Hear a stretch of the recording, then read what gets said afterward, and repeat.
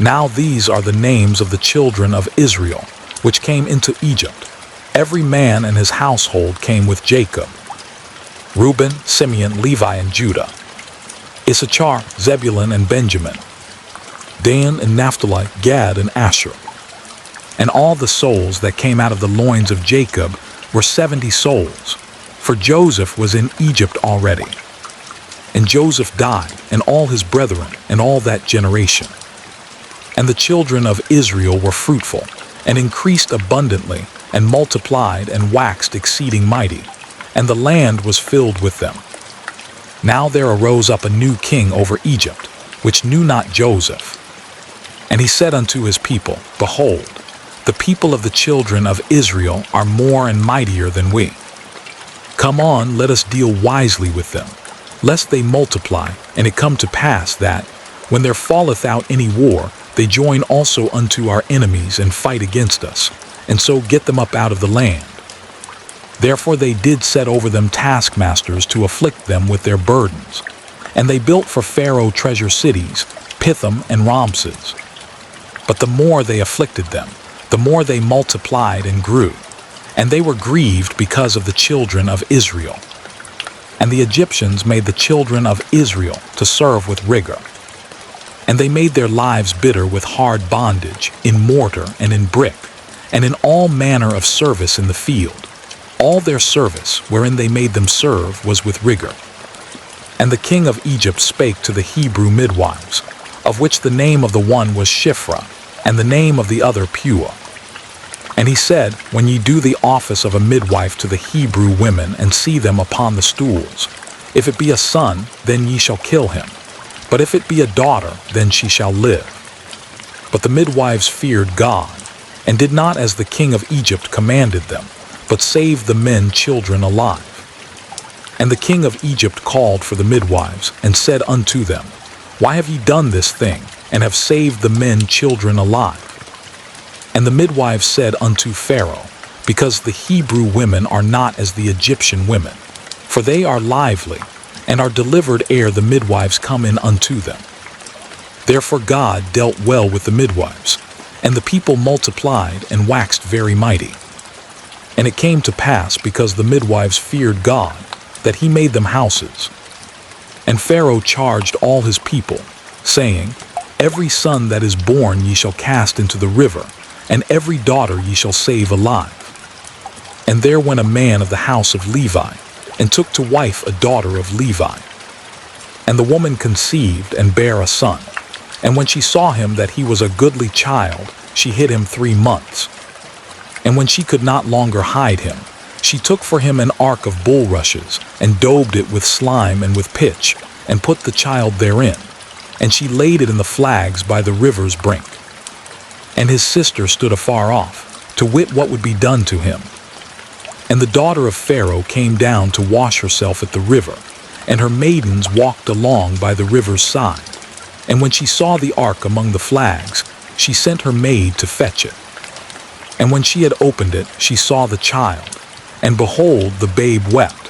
And she had compassion on him, and said, This is one of the Hebrews' children. Then said his sister to Pharaoh's daughter, Shall I go and call to thee a nurse of the Hebrew women, that she may nurse the child for thee? And Pharaoh's daughter said to her, Go. And the maid went and called the child's mother. And Pharaoh's daughter said unto her, Take this child away, and nurse it for me, and I will give thee thy wages. And the women took the child and nursed it. And the child grew, and she brought him unto Pharaoh's daughter, and he became her son. And she called his name Moses. And she said, Because I drew him out of the water. And it came to pass in those days, when Moses was grown, that he went out unto his brethren and looked on their burdens. And he spied an Egyptian smitting an Hebrew, one of his brethren. And he looked this way and that way. And when he saw that there was no man, he slew the Egyptian and hid him in the sand. And when he went out the second day, behold, 2 men of the Hebrews strove together. And he said to him that did the wrong, Wherefore smitest thou thy fellow? And he said, Who made thee a prince and a judge over us? Intendest thou to kill me, as thou killedst the Egyptian? And Moses feared and said, Surely this thing is known. Now when Pharaoh heard this thing, he sought to slay Moses. But Moses fled from the face of Pharaoh and dwelt in the land of Midian, and he sat down by a well. Now the priest of Midian had 7 daughters, and they came and drew water, and filled the troughs to water their father's flock. And the shepherds came and drove them away. But Moses stood up and helped them, and watered their flock. And when they came to rule their father, he said, How is it that ye are come so soon today? And they said, An Egyptian delivered us out of the hand of the shepherds, and also drew water enough for us, and watered the flock. And he said unto his daughters, And where is he? Why is it that ye have left the man? Call him, that he may eat bread. And Moses was content to dwell with the man. And he gave Moses Zipporah his daughter. And she bare him a son, and he called his name Gershom. For he said, I have been a stranger in a strange land. And it came to pass in process of time, that the king of Egypt died. And the children of Israel sighed by reason of the bondage. And they cried, and their cry came up unto God by reason of the bondage. And God heard their groaning. And God remembered his covenant with Abraham, with Isaac, and with Jacob. And God looked upon the children of Israel, and God had respect unto them. Now Moses kept the flock of Jethro his father-in-law, the priest of Midian. And he led the flock to the backside of the desert, and came to the mountain of God, even to Horeb. And the angel of the Lord appeared unto him in a flame of fire out of the midst of a bush. And he looked, and behold, the bush burned with fire, and the bush was not consumed. And Moses said, I will now turn aside and see this great sight, why the bush is not burnt. And when the Lord saw that he turned aside to see, God called unto him out of the midst of the bush, and said, Moses, Moses. And he said, Here am I. And he said, Draw not nigh hither. Put off thy shoes from off thy feet, for the place whereon thou standest is holy ground. Moreover he said, I am the God of thy father, the God of Abraham, the God of Isaac, and the God of Jacob. And Moses hid his face, for he was afraid to look upon God. And the Lord said, I have surely seen the affliction of my people which are in Egypt, and have heard their cry by reason of their taskmasters, for I know their sorrows. And I am come down to deliver them out of the hand of the Egyptians, and to bring them up out of that land unto a good land and a large, unto a land flowing with milk and honey, unto the place of the Canaanites, and the Hittites, and the Amorites, and the Perizzites, and the Hivites, and the Jebusites. Now therefore, behold, the cry of the children of Israel is come unto me, and I have also seen the oppression wherewith the Egyptians oppress them. Come now therefore, and I will send thee unto Pharaoh, that thou mayest bring forth my people the children of Israel out of Egypt. And Moses said unto God, Who am I, that I should go unto Pharaoh, and that I should bring forth the children of Israel out of Egypt? And he said, Certainly I will be with thee, and this shall be a token unto thee that I have sent thee. When thou hast brought forth the people out of Egypt, ye shall serve God upon this mountain. And Moses said unto God, Behold, when I come unto the children of Israel, and shall say unto them, The God of your fathers hath sent me unto you. And they shall say to me, What is his name? What shall I say unto them? And God said unto Moses, I am that I am. And he said, Thus shalt thou say unto the children of Israel, I am hath sent me unto you. And God said moreover unto Moses, Thus shalt thou say unto the children of Israel, The Lord God of your fathers, the God of Abraham, the God of Isaac, and the God of Jacob, hath sent me unto you. This is my name forever, and this is my memorial unto all generations.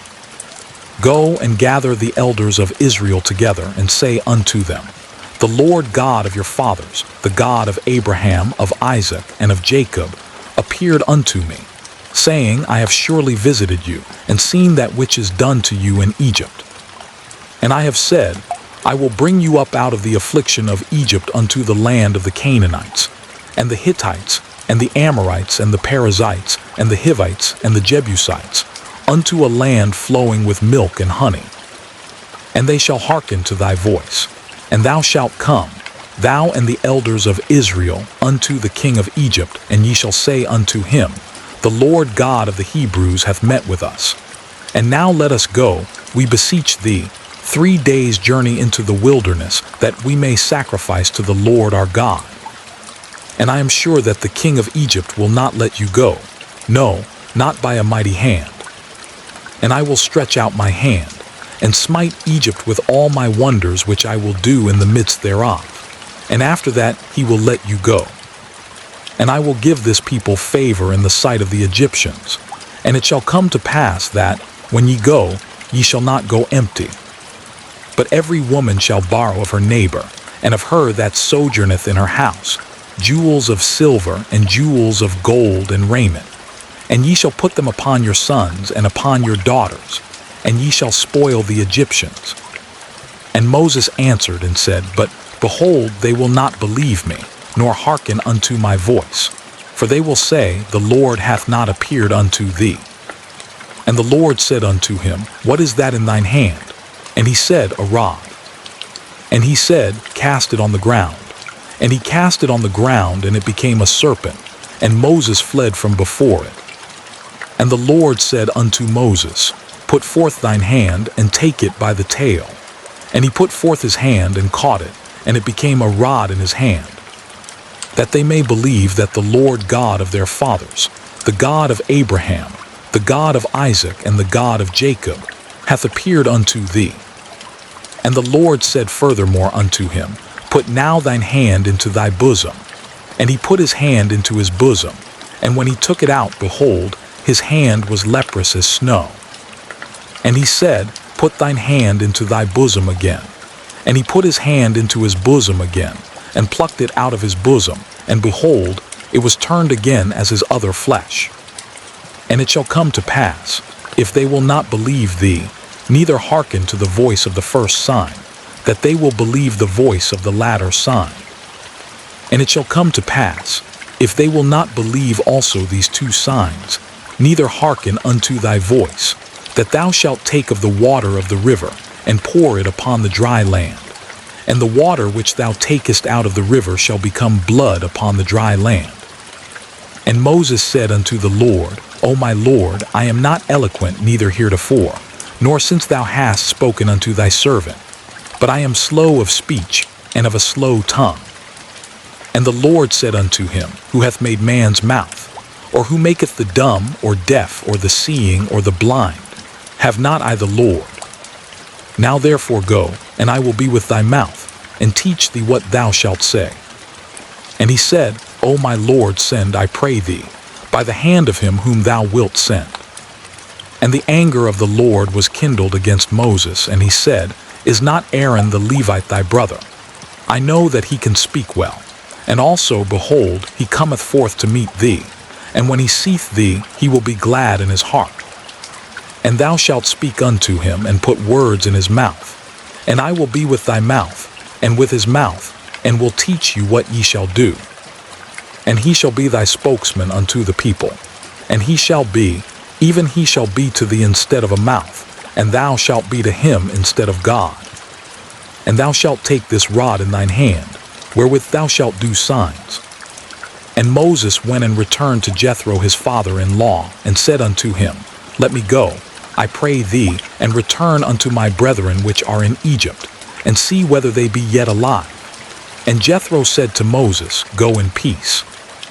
And the Lord said unto Moses in Midian, Go, return into Egypt, for all the men are dead which sought thy life. And Moses took his wife and his sons, and set them upon an ass, and he returned to the land of Egypt. And Moses took the rod of God in his hand. And the Lord said unto Moses, When thou goest to return into Egypt, see that thou do all those wonders before Pharaoh, which I have put in thine hand. But I will harden his heart, that he shall not let the people go. And thou shalt say unto Pharaoh, Thus saith the Lord, Israel is my son, even my firstborn. And I say unto thee, Let my son go, that he may serve me. And if thou refuse to let him go, behold, I will slay thy son, even thy firstborn. And it came to pass by the way in the inn, that the Lord met him and sought to kill him. Then Zipporah took a sharp stone, and cut off the foreskin of her son, and cast it at his feet, and said, Surely a bloody husband art thou to me. So he let him go.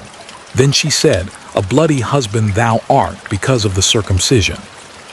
And the Lord said to Aaron, Go into the wilderness to meet Moses.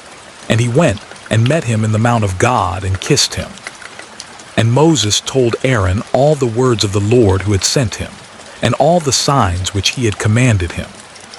And Moses and Aaron went and gathered together all the elders of the children of Israel. And Aaron spake all the words which the Lord had spoken unto Moses, and did the signs in the sight of the people. And the people believed. And when they heard that the Lord had visited the children of Israel, and that he had looked upon their affliction, then they bowed their heads and worshipped. And afterward Moses and Aaron went in, and told Pharaoh, Thus saith the Lord God of Israel, Let my people go, that they may hold a feast unto me in the wilderness. And Pharaoh said, Who is the Lord, that I should obey his voice to let Israel go? I know not the Lord, neither will I let Israel go. And they said, The God of the Hebrews hath met with us. Let us go, we pray thee, 3 days' journey into the desert, and sacrifice unto the Lord our God, lest he fall upon us with pestilence or with the sword. And the king of Egypt said unto them, Wherefore do ye, Moses and Aaron, let the people from their works, get you unto your burdens. And Pharaoh said, Behold, the people of the land now are many, and ye make them rest from their burdens. And Pharaoh commanded the same day the taskmasters of the people, and their officers, saying, Ye shall no more give the people straw to make brick, as heretofore. Let them go and gather straw for themselves. And the tale of the bricks which they did make heretofore ye shall lay upon them. Ye shall not diminish aught thereof, for they be idle. Therefore they cry, saying, Let us go and sacrifice to our God. Let their more work be laid upon the men, that they may labor therein, and let them not regard vain words. And the taskmasters of the people went out, and their officers, and they spake to the people, saying, Thus saith Pharaoh, I will not give you straw. Go ye, get you straw where ye can find it, yet not aught of your work shall be diminished. So the people were scattered abroad throughout all the land of Egypt to gather stubble, instead of straw. And the taskmasters hasted them, saying, Fulfill your works, your daily tasks, as when there was straw. And the officers of the children of Israel, which Pharaoh's taskmasters had set over them, were beaten, and demanded, Wherefore have ye not fulfilled your task in making brick both yesterday and today, as heretofore? Then the officers of the children of Israel came and cried unto Pharaoh, saying, Wherefore dealest thou thus with thy servants? There is no straw given unto thy servants, and they say to us, Make brick. And behold, thy servants are beaten, but the fault is in thine own people. But he said, Ye are idle, ye are idle. Therefore ye say, Let us go and do sacrifice to the Lord. Go therefore now and work, for there shall no straw be given you, yet shall ye deliver the tale of bricks. And the officers of the children of Israel did see that they were in evil case, after it was said, Ye shall not diminish aught from your bricks of your daily task. And they met Moses and Aaron, who stood in the way, as they came forth from Pharaoh. And they said unto them, The Lord look upon you, and judge, because ye have made our savor to be abhorred in the eyes of Pharaoh, and in the eyes of his servants, to put a sword in their hand to slay us. And Moses returned unto the Lord, and said, Lord, wherefore hast thou so evil entreated this people? Why is it that thou hast sent me? For since I came to Pharaoh to speak in thy name, he hath done evil to this people, neither hast thou delivered thy people at all. Then the Lord said unto Moses, Now shalt thou see what I will do to Pharaoh, for with a strong hand shall he let them go, and with a strong hand shall he drive them out of his land. And God spake unto Moses, and said unto him, I am the Lord. And I appeared unto Abraham, unto Isaac, and unto Jacob, by the name of God Almighty, but by my name Jehovah was I not known to them. And I have also established my covenant with them, to give them the land of Canaan, the land of their pilgrimage, wherein they were strangers. And I have also heard the groaning of the children of Israel, whom the Egyptians keep in bondage, and I have remembered my covenant. Wherefore say unto the children of Israel, I am the Lord, and I will bring you out from under the burdens of the Egyptians, and I will rid you out of their bondage, and I will redeem you with a stretched out arm and with great judgments. And I will take you to me for a people, and I will be to you a God, and ye shall know that I am the Lord your God, which bringeth you out from under the burdens of the Egyptians. And I will bring you in unto the land, concerning the which I did swear to give it to Abraham, to Isaac, and to Jacob, and I will give it you for an heritage. I am the Lord. And Moses spake so unto the children of Israel, but they hearkened not unto Moses for anguish of spirit, and for cruel bondage. And the Lord spake unto Moses, saying, Go in, speak unto Pharaoh king of Egypt, that he let the children of Israel go out of his land. And Moses spake before the Lord, saying, Behold, the children of Israel have not hearkened unto me. How then shall Pharaoh hear me, who am of uncircumcised lips? And the Lord spake unto Moses and unto Aaron, and gave them a charge unto the children of Israel, and unto Pharaoh king of Egypt, to bring the children of Israel out of the land of Egypt. These be the heads of their fathers' houses, the sons of Reuben the firstborn of Israel, Hanok and Pallu, Hezron and Carmi. These be the families of Reuben. And the sons of Simeon, Jemuel and Jamin and Ohad and Jachin and Zohar, and Shaul the son of a Canaanitish woman. These are the families of Simeon. And these are the names of the sons of Levi according to their generations, Gershon and Kohath and Merari. And the years of the life of Levi were 137 years. The sons of Gershon, Libni and Shimi according to their families. And the sons of Kohath, Amram and Izhar and Hebron and Uzziel. And the years of the life of Kohath were 133 years. And the sons of Merari, Mahali and Mushi. These are the families of Levi according to their generations. And Amram took him Jochebed his father's sister to wife, and she bare him Aaron and Moses. And the years of the life of Amram were 137 years. And the sons of Izhar, Korah and Nepheg and Zikri. And the sons of Uzziel, Mishael and Elzaphan and Zithri. And Aaron took him Elisheba, daughter of Amminadab, sister of Nahshon, to wife, and she bare him Nadab and Abihu, Eleazar and Ithamar. And the sons of Korah, Asir and Elkanah and Abiasaph. These are the families of the Korhites.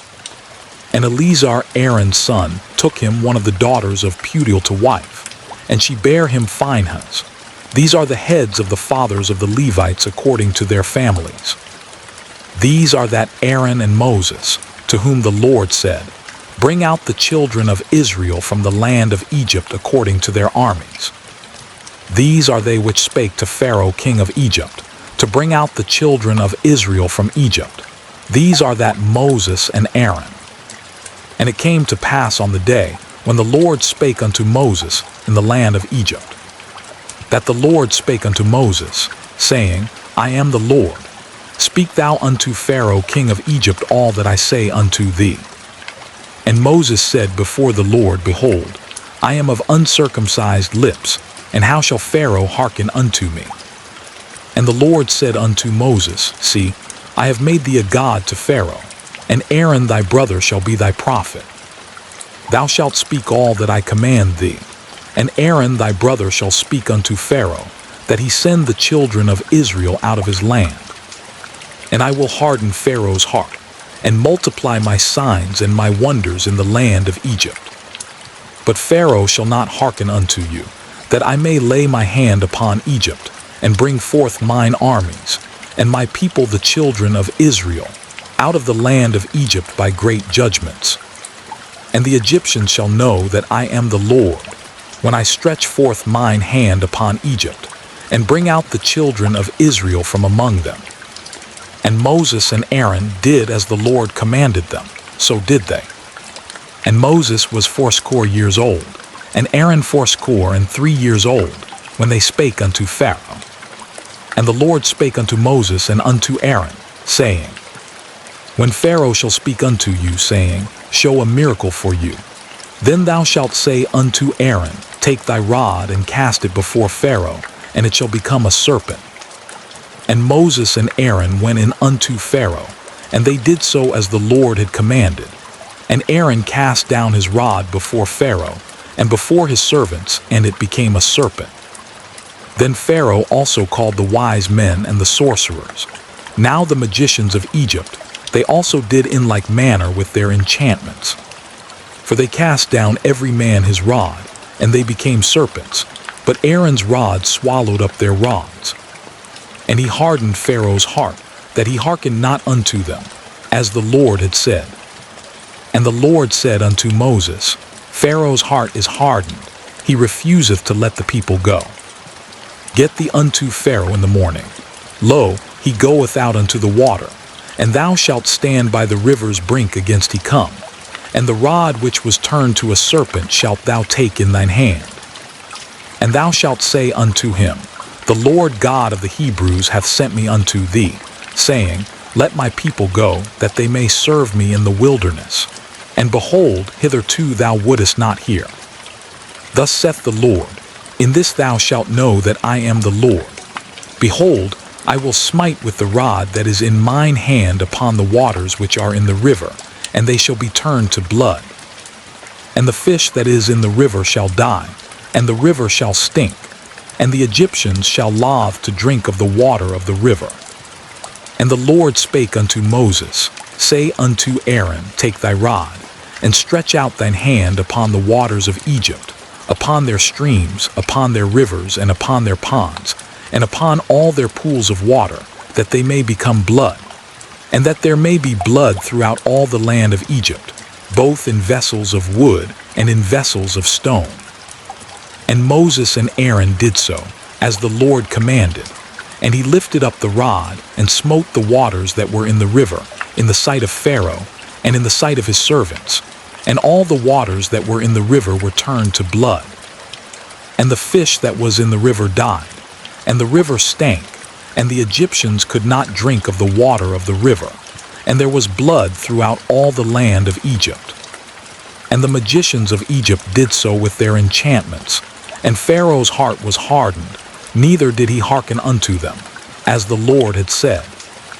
And Pharaoh turned and went into his house, neither did he set his heart to this also. And all the Egyptians digged round about the river for water to drink, for they could not drink of the water of the river. And 7 days were fulfilled, after that the Lord had smitten the river. And the Lord spake unto Moses, Go unto Pharaoh, and say unto him, Thus saith the Lord, Let my people go, that they may serve me. And if thou refuse to let them go, behold, I will smite all thy borders with frogs. And the river shall bring forth frogs abundantly, which shall go up and come into thine house, and into thy bedchamber, and upon thy bed, and into the house of thy servants, and upon thy people, and into thine ovens, and into thy kneading troughs. And the frogs shall come up both on thee, and upon thy people, and upon all thy servants. And the Lord spake unto Moses, Say unto Aaron, Stretch forth thine hand with thy rod over the streams, over the rivers, and over the ponds, and cause frogs to come up upon the land of Egypt.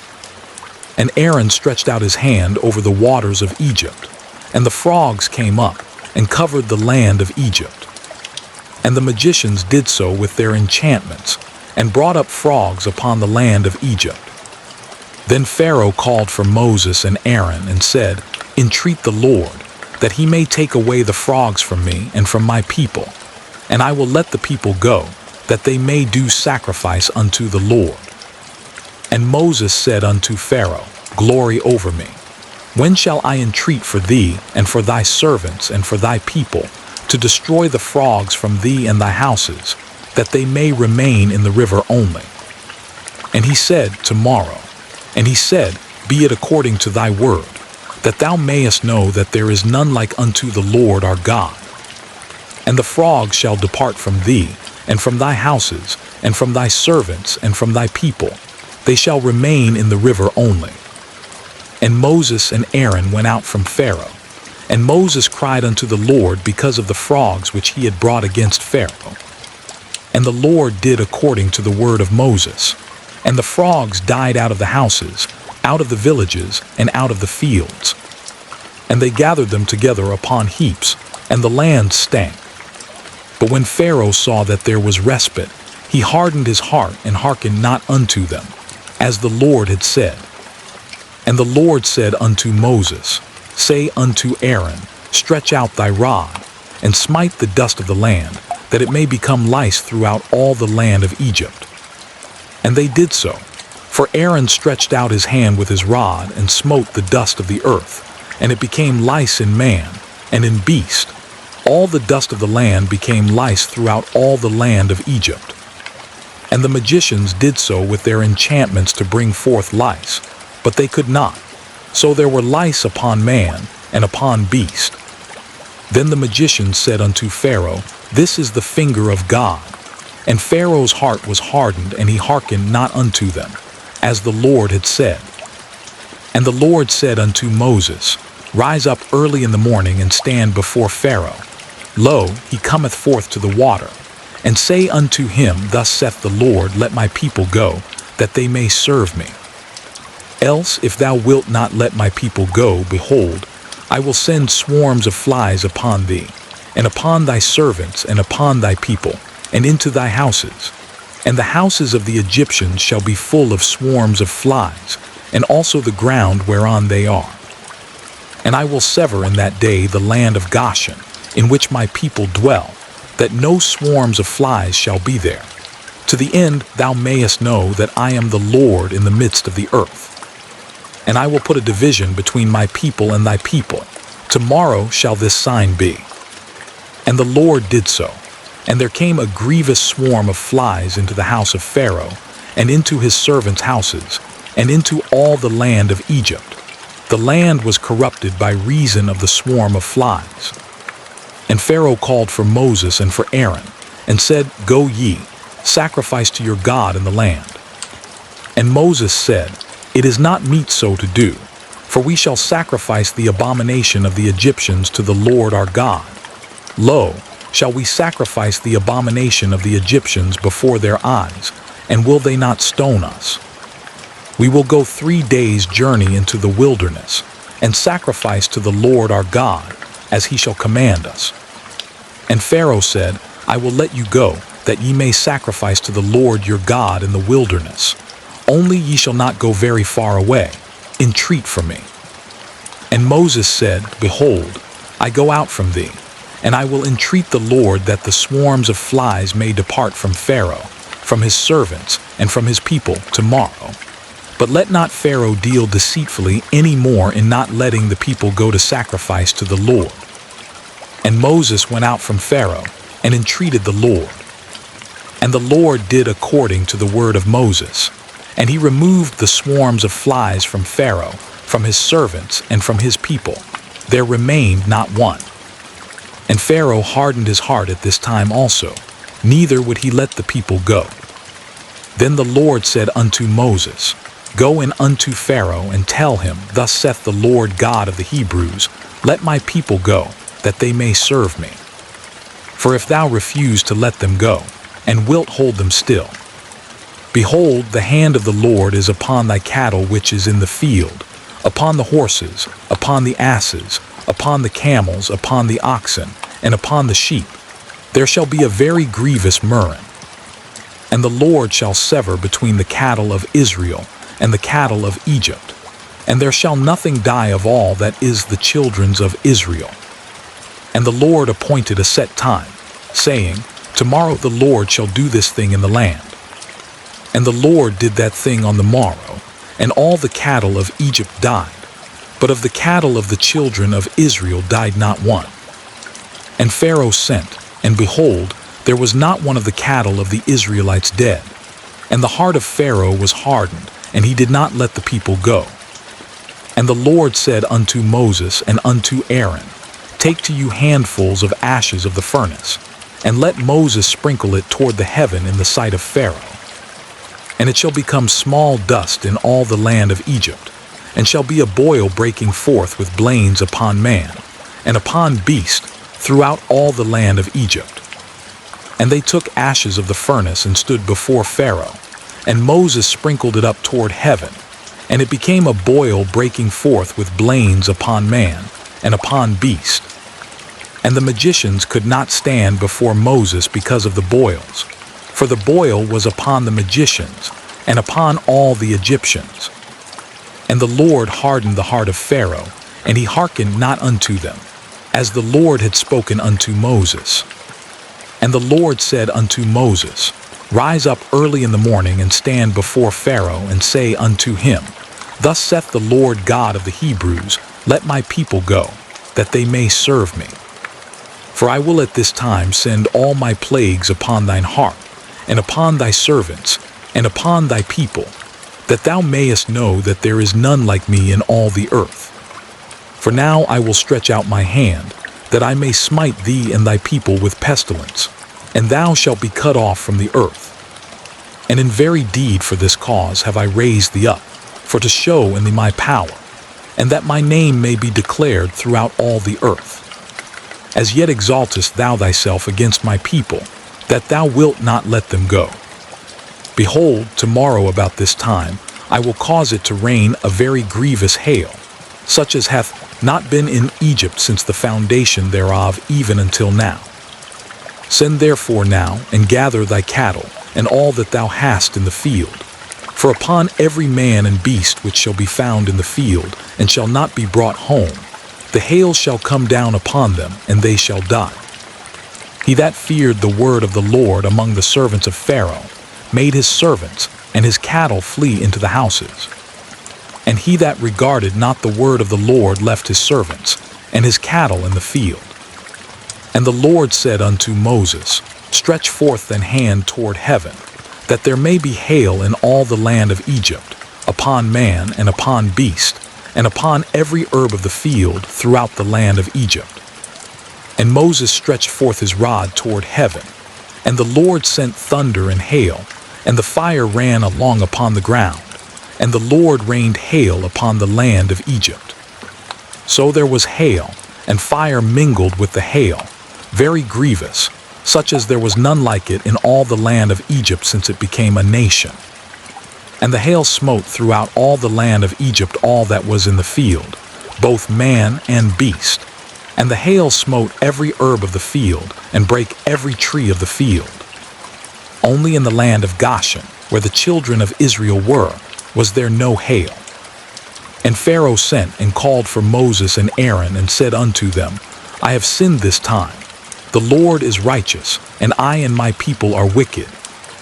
Entreat the Lord, for it is enough, that there be no more mighty thunderings and hail, and I will let you go, and ye shall stay no longer. And Moses said unto him, As soon as I am gone out of the city, I will spread abroad my hands unto the Lord, and the thunder shall cease, neither shall there be any more hail, that thou mayest know how that the earth is the Lord's. But as for thee and thy servants, I know that ye will not yet fear the Lord God. And the flax and the barley was smitten, for the barley was in the ear, and the flax was bold. But the wheat and the rye were not smitten, for they were not grown up. And Moses went out of the city from Pharaoh, and spread abroad his hands unto the Lord. And the thunders and hail ceased, and the rain was not poured upon the earth. And when Pharaoh saw that the rain and the hail and the thunders were ceased, he sinned yet more, and hardened his heart, he and his servants. And the heart of Pharaoh was hardened, neither would he let the children of Israel go, as the Lord had spoken by Moses. And the Lord said unto Moses, Go in unto Pharaoh, for I have hardened his heart and the heart of his servants, that I might show these my signs before him. And that thou mayest tell in the ears of thy son, and of thy son's son, what things I have wrought in Egypt, and my signs which I have done among them, that ye may know how that I am the Lord. And Moses and Aaron came in unto Pharaoh, and said unto him, Thus saith the Lord God of the Hebrews, How long wilt thou refuse to humble thyself before me? Let my people go, that they may serve me. Else, if thou refuse to let my people go, behold, tomorrow will I bring the locusts into thy coast, and they shall cover the face of the earth, that one cannot be able to see the earth. And they shall eat the residue of that which is escaped, which remaineth unto you from the hail, and shall eat every tree which groweth for you out of the field. And they shall fill thy houses, and the houses of all thy servants, and the houses of all the Egyptians, which neither thy fathers nor thy fathers' fathers have seen, since the day that they were upon the earth unto this day. And he turned himself and went out from Pharaoh. And Pharaoh's servants said unto him, How long shall this man be a snare unto us? Let the men go, that they may serve the Lord their God. Knowest thou not yet that Egypt is destroyed? And Moses and Aaron were brought again unto Pharaoh. And he said unto them, Go, serve the Lord your God. But who are they that shall go? And Moses said, We will go with our young and with our old, with our sons and with our daughters, with our flocks and with our herds will we go. For we must hold a feast unto the Lord. And he said unto them, Let the Lord be so with you, as I will let you go and your little ones. Look to it, for evil is before you. Not so, go now ye that are men, and serve the Lord, for that ye did desire. And they were driven out from Pharaoh's presence. And the Lord said unto Moses, Stretch out thine hand over the land of Egypt for the locusts, that they may come up upon the land of Egypt, and eat every herb of the land, even all that the hail hath left. And Moses stretched forth his rod over the land of Egypt, and the Lord brought an east wind upon the land all that day, and all that night. And when it was morning, the east wind brought the locusts. And the locust went up over all the land of Egypt, and rested in all the coasts of Egypt. Very grievous were they. Before them there were no such locusts as they, neither after them shall be such. For they covered the face of the whole earth, so that the land was darkened. And they did eat every herb of the land, and all the fruit of the trees which the hail had left. And there remained not any green thing in the trees, or in the herbs of the field, through all the land of Egypt. Then Pharaoh called for Moses and Aaron in haste, and he said, I have sinned against the Lord your God and against you. Now therefore forgive, I pray thee, my sin only this once, and entreat the Lord your God, that he may take away from me this death only. And he went out from Pharaoh, and entreated the Lord. And the Lord turned a mighty strong west wind, which took away the locusts, and cast them into the Red Sea. There remained not one locust in all the coasts of Egypt. But the Lord hardened Pharaoh's heart, so that he would not let the children of Israel go. And the Lord said unto Moses, Stretch out thine hand toward heaven, that there may be darkness over the land of Egypt, even darkness which may be felt. And Moses stretched forth his hand toward heaven, and there was a thick darkness in all the land of Egypt 3 days. They saw not one another, neither rose any from his place for 3 days. But all the children of Israel had light in their dwellings. And Pharaoh called unto Moses, and said, Go ye, serve the Lord. Only let your flocks and your herds be stayed. Let your little ones also go with you. And Moses said, Thou must give us also sacrifices and burnt offerings, that we may sacrifice unto the Lord our God. Our cattle also shall go with us. There shall not an hoof be left behind. For thereof must we take to serve the Lord our God, and we know not with what we must serve the Lord until we come thither. But the Lord hardened Pharaoh's heart, and he would not let them go. And Pharaoh said unto him, Get thee from me, take heed to thyself, see my face no more. For in that day thou seest my face, thou shalt die. And Moses said, Thou hast spoken well, I will see thy face again no more. And the Lord said unto Moses, Yet will I bring one plague more upon Pharaoh, and upon Egypt. Afterwards he will let you go hence. When he shall let you go, he shall surely thrust you out hence altogether. Speak now in the ears of the people, And let every man borrow of his neighbor, and every woman of her neighbor, jewels of silver and jewels of gold. And the Lord gave the people favor in the sight of the Egyptians. Moreover, the man Moses was very great in the land of Egypt, in the sight of Pharaoh's servants, and in the sight of the people. And Moses said, Thus saith the Lord, about midnight will I go out into the midst of Egypt. And all the firstborn in the land of Egypt shall die, from the firstborn of Pharaoh that sitteth upon his throne, even unto the firstborn of the maidservant that is behind the mill, and all the firstborn of beasts. And there shall be a great cry throughout all the land of Egypt, such as there was none like it, nor shall be like it any more.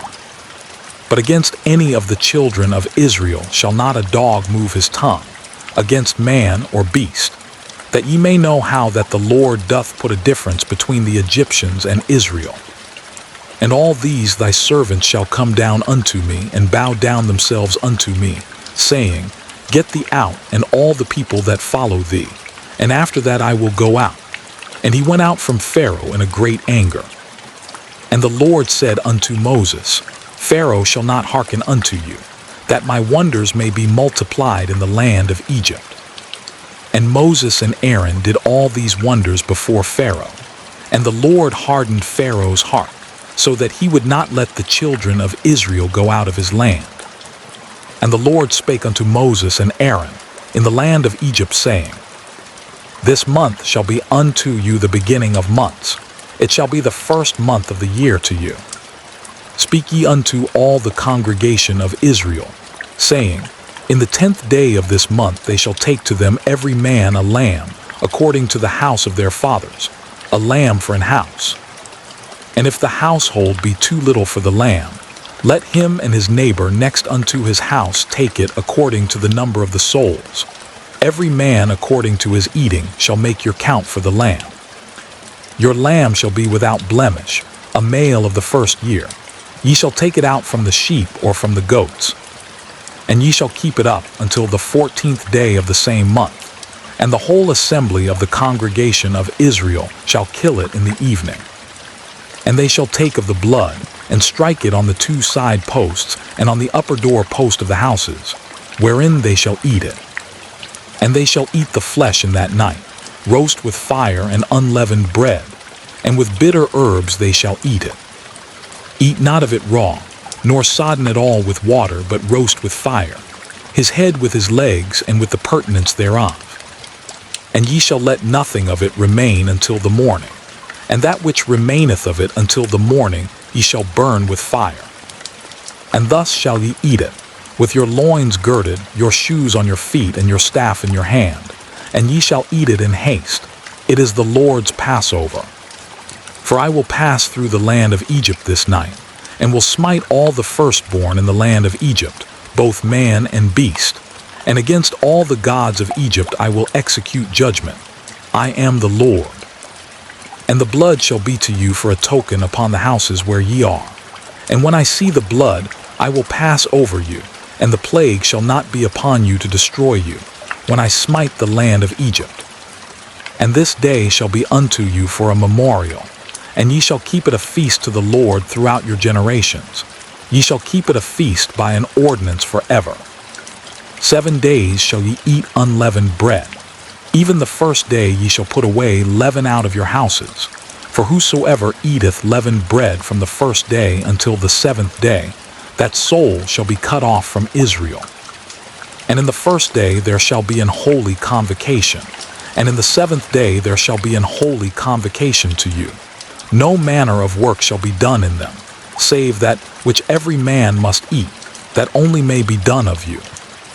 And ye shall observe the feast of unleavened bread. For in this selfsame day have I brought your armies out of the land of Egypt. Therefore shall ye observe this day in your generations by an ordinance forever. In the first month, on the 14th day of the month at even, ye shall eat unleavened bread, until the 21st day of the month at even. 7 days shall there be no leaven found in your houses. For whosoever eateth that which is leavened, even that soul shall be cut off from the congregation of Israel, whether he be a stranger or born in the land. Ye shall eat nothing leavened. In all your habitations shall ye eat unleavened bread. Then Moses called for all the elders of Israel and said unto them, Draw out and take you a lamb according to your families, and kill the Passover.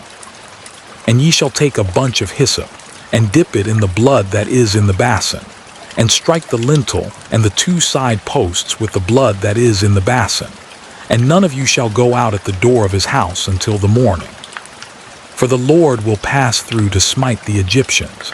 And when he seeth the blood upon the lintel, and on the 2 side posts, the Lord will pass over the door, and will not suffer the destroyer to come in unto your houses to smite you.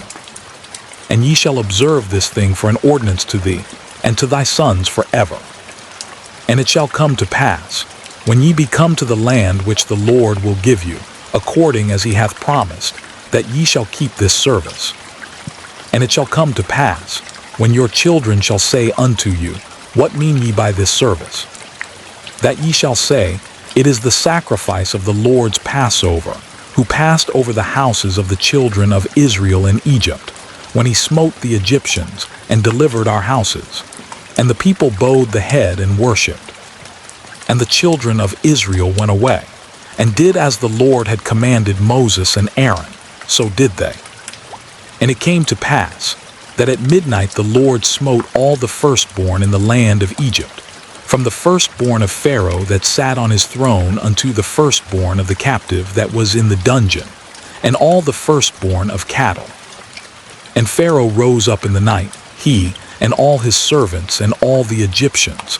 And there was a great cry in Egypt, for there was not a house where there was not one dead. And he called for Moses and Aaron by night, and said, Rise up, and get you forth from among my people, both ye and the children of Israel, and go, serve the Lord as ye have said. Also take your flocks and your herds, as ye have said, and be gone, and bless me also. And the Egyptians were urgent upon the people, that they might send them out of the land in haste. For they said, We be all dead men. And the people took their dough before it was leavened, their kneading troughs being bound up in their clothes upon their shoulders. And the children of Israel did according to the word of Moses. And they borrowed of the Egyptians jewels of silver, and jewels of gold and raiment. And the Lord gave the people favor in the sight of the Egyptians, so that they lent unto them such things as they required, and they spoiled the Egyptians. And the children of Israel journeyed from Ramesses to Succoth, about 600,000 on foot that were men, beside children. And a mixed multitude went up also with them, and flocks and herds, even very much cattle. And they baked unleavened cakes of the dough which they brought forth out of Egypt, for it was not leavened, because they were thrust out of Egypt, and could not tarry, neither had they prepared for themselves any victual. Now the sojourning of the children of Israel, who dwelt in Egypt, was 430 years. And it came to pass at the end of the 430 years, even the selfsame day it came to pass, that all the hosts of the Lord went out from the land of Egypt. It is a night to be much observed unto the Lord for bringing them out from the land of Egypt. This is that night of the Lord to be observed of all the children of Israel in their generations. And the Lord said unto Moses and Aaron, This is the ordinance of the Passover. There shall no stranger eat thereof. But every man's servant that is bought for money, when thou hast circumcised him, then shall he eat thereof. A foreigner and an hired servant shall not eat thereof. In one house shall it be eaten. Thou shalt not carry forth aught of the flesh abroad out of the house, neither shall ye break a bone thereof. All the congregation of Israel shall keep it. And when a stranger shall sojourn with thee, and will keep the Passover to the Lord, let all his males be circumcised, and then let him come near and keep it. And he shall be as one that is born in the land, for no uncircumcised person shall eat thereof. One law shall be to him that is homeborn, and unto the stranger that sojourneth among you. Thus did all the children of Israel, as the Lord commanded Moses and Aaron, so did they. And it came to pass the selfsame day, that the Lord did bring the children of Israel out of the land of Egypt by their armies. And the Lord spake unto Moses, saying, Sanctify unto me all the firstborn, whatsoever openeth the womb among the children of Israel, both of man and of beast, it is mine. And Moses said unto the people, Remember this day, in which ye came out from Egypt, out of the house of bondage. For by strength of hand the Lord brought you out from this place. There shall no leavened bread be eaten. This day came ye out in the month Abib. And it shall be when the Lord shall bring thee into the land of the Canaanites, and the Hittites, and the Amorites, and the Hivites, and the Jebusites, which he sware unto thy fathers to give thee, a land flowing with milk and honey, that thou shalt keep this service in this month. 7 days thou shalt eat unleavened bread, and in the 7th day shall be a feast to the Lord. Unleavened bread shall be eaten 7 days, and there shall no leavened bread be seen with thee, neither shall there be leaven seen with thee in all thy quarters. And thou shalt show thy son in that day, saying, This is done because of that which the Lord did unto me when I came forth out of Egypt. And it shall be for a sign unto thee upon thine hand, and for a memorial between thine eyes, that the Lord's law may be in thy mouth. For with a strong hand hath the Lord brought thee out of Egypt. Thou shalt therefore keep this ordinance in his season from year to year. And it shall be when the Lord shall bring thee into the land of the Canaanites, as he sware unto thee and to thy fathers, and shall give it thee, that thou shalt set apart unto the Lord all that openeth the matrix, and every firstling that cometh of a beast which thou hast, the males shall be the Lord's. And every firstling of an ass thou shalt redeem with a lamb, and if thou wilt not redeem it, then thou shalt break his neck. And all the firstborn of man among thy children shalt thou redeem.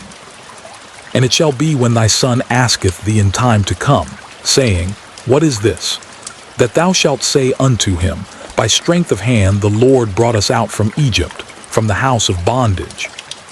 And it came to pass, when Pharaoh would hardly let us go, that the Lord slew all the firstborn in the land of Egypt, both the firstborn of man and the firstborn of beast.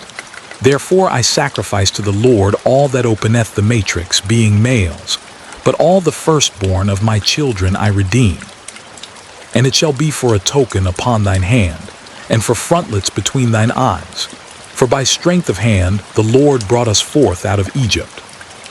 And it came to pass, when Pharaoh had let the people go, that God led them not through the way of the land of the Philistines, although that was near. For God said, Lest peradventure the people repent when they see war, and they return to Egypt. But God led the people about, through the way of the wilderness of the Red Sea, and the children of Israel went up harnessed out of the land of Egypt. And Moses took the bones of Joseph with him, for he had straitly sworn the children of Israel, saying, God will surely visit you, and ye shall carry up my bones away hence with you. And they took their journey from Succoth, and encamped in Etham, in the edge of the wilderness. And the Lord went before them by day in a pillar of a cloud, to lead them the way, and by night in a pillar of fire to give them light, to go by day and night. He took not away the pillar of the cloud by day, nor the pillar of fire by night, from before the people. And the Lord spake unto Moses, saying, Speak unto the children of Israel, that they turn and encamp before Pihahiroth, between Migdal and the sea, over against Baalzephon. Before it shall ye encamp by the sea. For Pharaoh will say of the children of Israel, They are entangled in the land, the wilderness hath shut them in. And I will harden Pharaoh's heart, that he shall follow after them. And I will be honored upon Pharaoh and upon all his host, that the Egyptians may know that I am the Lord. And they did so. And it was told the king of Egypt that the people fled. And the heart of Pharaoh and of his servants was turned against the people. And they said, Why have we done this, that we have let Israel go from serving us? And he made ready his chariot, and took his people with him. And he took 600 chosen chariots, and all the chariots of Egypt, and captains over every one of them. And the Lord hardened the heart of Pharaoh king of Egypt, and he pursued after the children of Israel. And the children of Israel went out with an high hand.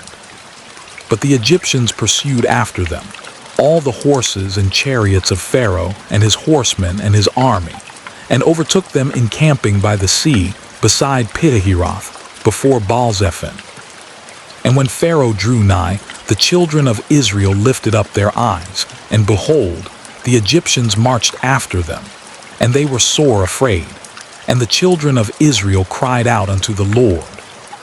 And they said unto Moses, because there were no graves in Egypt, hast thou taken us away to die in the wilderness? Wherefore hast thou dealt thus with us, to carry us forth out of Egypt?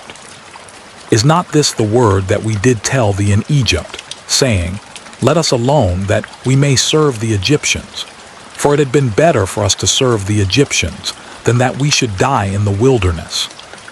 And Moses said unto the people, fear ye not, stand still, and see the salvation of the Lord, which he will show to you today. For the Egyptians whom ye have seen today, ye shall see them again no more forever.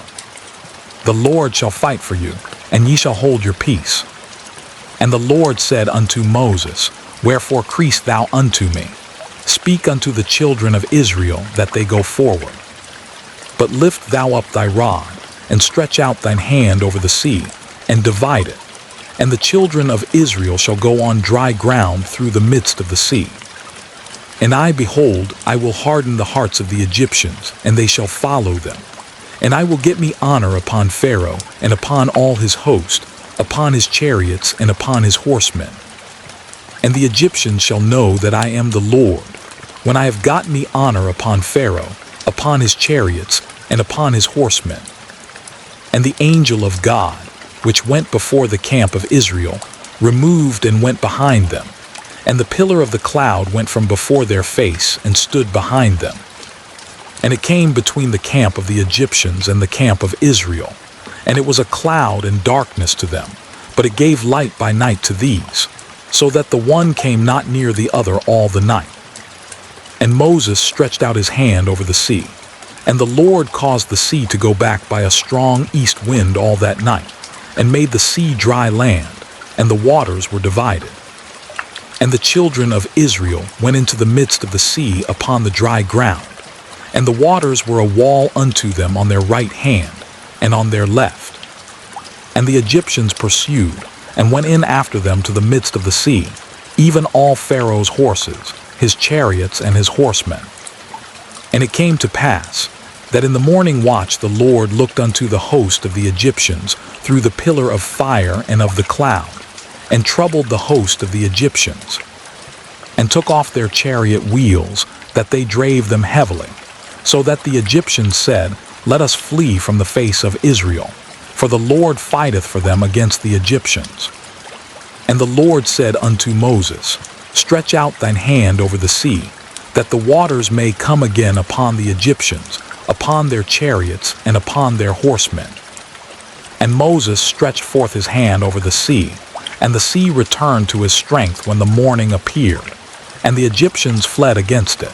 And the Lord overthrew the Egyptians in the midst of the sea. And the waters returned, and covered the chariots, and the horsemen, and all the host of Pharaoh that came into the sea after them. There remained not so much as one of them. But the children of Israel walked upon dry land in the midst of the sea, and the waters were a wall unto them on their right hand, and on their left. Thus the Lord saved Israel that day out of the hand of the Egyptians. And Israel saw the Egyptians dead upon the seashore. And Israel saw that great work which the Lord did upon the Egyptians. And the people feared the Lord, and believed the Lord and his servant Moses. Then sang Moses and the children of Israel this song unto the Lord, and spake, saying, I will sing unto the Lord, for he hath triumphed gloriously. The horse and his rider hath he thrown into the sea. The Lord is my strength and song, and he is become my salvation. He is my God, and I will prepare him an habitation, my father's God, and I will exalt him. The Lord is a man of war, the Lord is his name. Pharaoh's chariots and his host hath he cast into the sea. His chosen captains also are drowned in the Red Sea. The depths have covered them. They sank into the bottom as a stone. Thy right hand, O Lord, is become glorious in power. Thy right hand, O Lord, hath dashed in pieces the enemy. And in the greatness of thine excellency thou hast overthrown them that rose up against thee. Thou sentest forth thy wrath, which consumed them as stubble. And with the blast of thy nostrils the waters were gathered together. The flood stood upright as an heap, and the depths were congealed in the heart of the sea. The enemy said, I will pursue, I will overtake, I will divide the spoil. My lust shall be satisfied upon them. I will draw my sword, my hand shall destroy them. Thou didst blow with thy wind, the sea covered them. They sank as lead in the mighty waters. Who is like unto thee, O Lord, among the gods? Who is like thee, glorious in holiness, fearful in praises, doing wonders? Thou stretchedst out thy right hand, the earth swallowed them. Thou in thy mercy hast led forth the people which thou hast redeemed. Thou hast guided them in thy strength unto thy holy habitation. The people shall hear and be afraid. Sorrow shall take hold on the inhabitants of Palestina. Then the dukes of Edom shall be amazed. The mighty men of Moab, trembling, shall take hold upon them. All the inhabitants of Canaan shall melt away. Fear and dread shall fall upon them. By the greatness of thine arm they shall be as still as a stone, till thy people pass over, O Lord, till the people pass over, which thou hast purchased. Thou shalt bring them in and plant them in the mountain of thine inheritance, in the place, O Lord, which thou hast made for thee to dwell in the sanctuary, O Lord, which thy hands have established. The Lord shall reign forever and ever. For the horse of Pharaoh went in with his chariots, and with his horsemen into the sea, and the Lord brought again the waters of the sea upon them. But the children of Israel went on dry land in the midst of the sea. And Miriam the prophetess, the sister of Aaron, took a timbrel in her hand, and all the women went out after her with timbrels and with dances. And Miriam answered them, Sing ye to the Lord, for he hath triumphed gloriously. The horse and his rider hath he thrown into the sea. So Moses brought Israel from the Red Sea, and they went out into the wilderness of Shur. And they went 3 days in the wilderness, and found no water.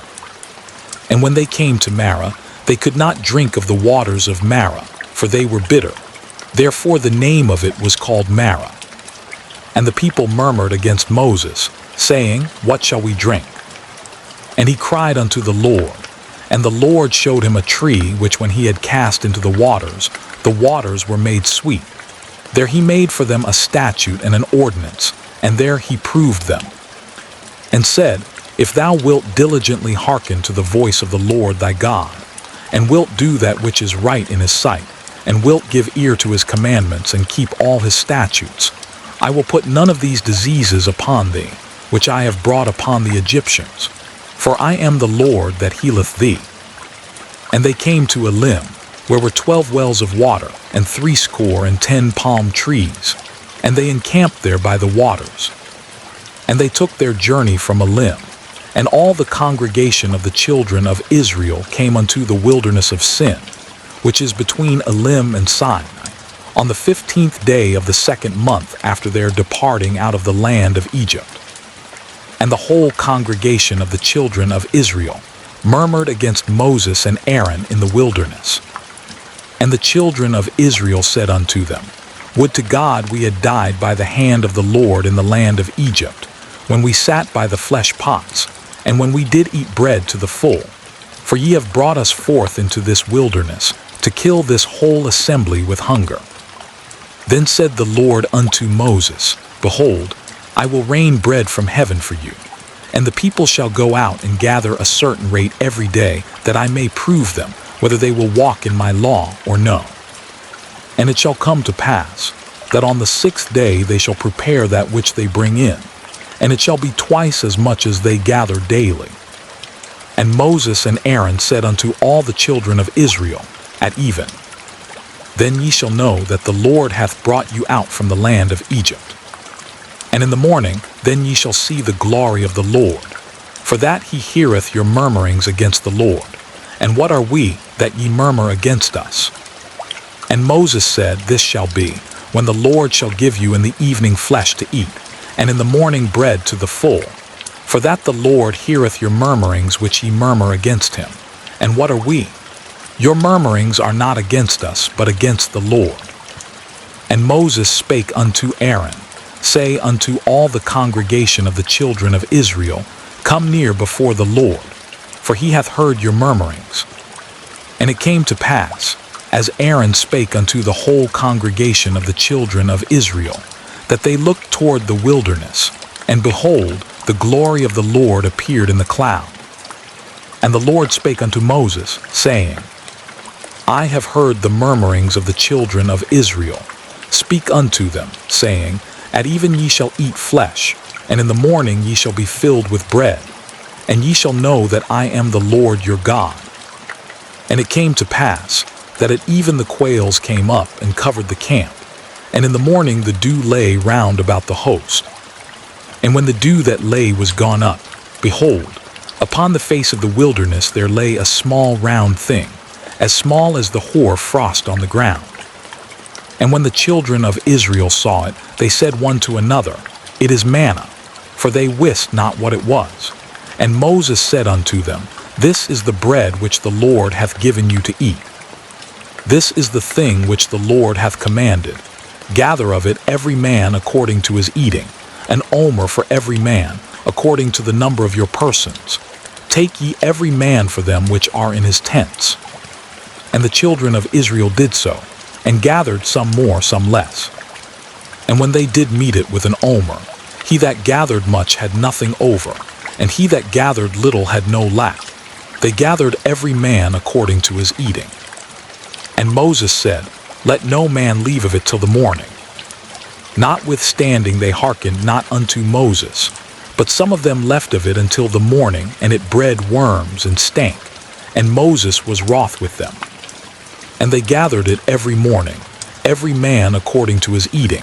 And when the sun waxed hot, it melted. And it came to pass, that on the 6th day they gathered twice as much bread, 2 omers for one man. And all the rulers of the congregation came and told Moses. And he said unto them, This is that which the Lord hath said, Tomorrow is the rest of the holy Sabbath unto the Lord. Bake that which ye will bake today, and seethe that ye will seethe, and that which remaineth over lay up for you to be kept until the morning.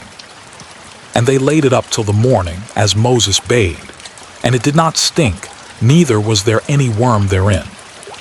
And Moses said, Eat that today, for today is a Sabbath unto the Lord. Today ye shall not find it in the field. 6 days ye shall gather it, but on the 7th day, which is the Sabbath, in it there shall be none.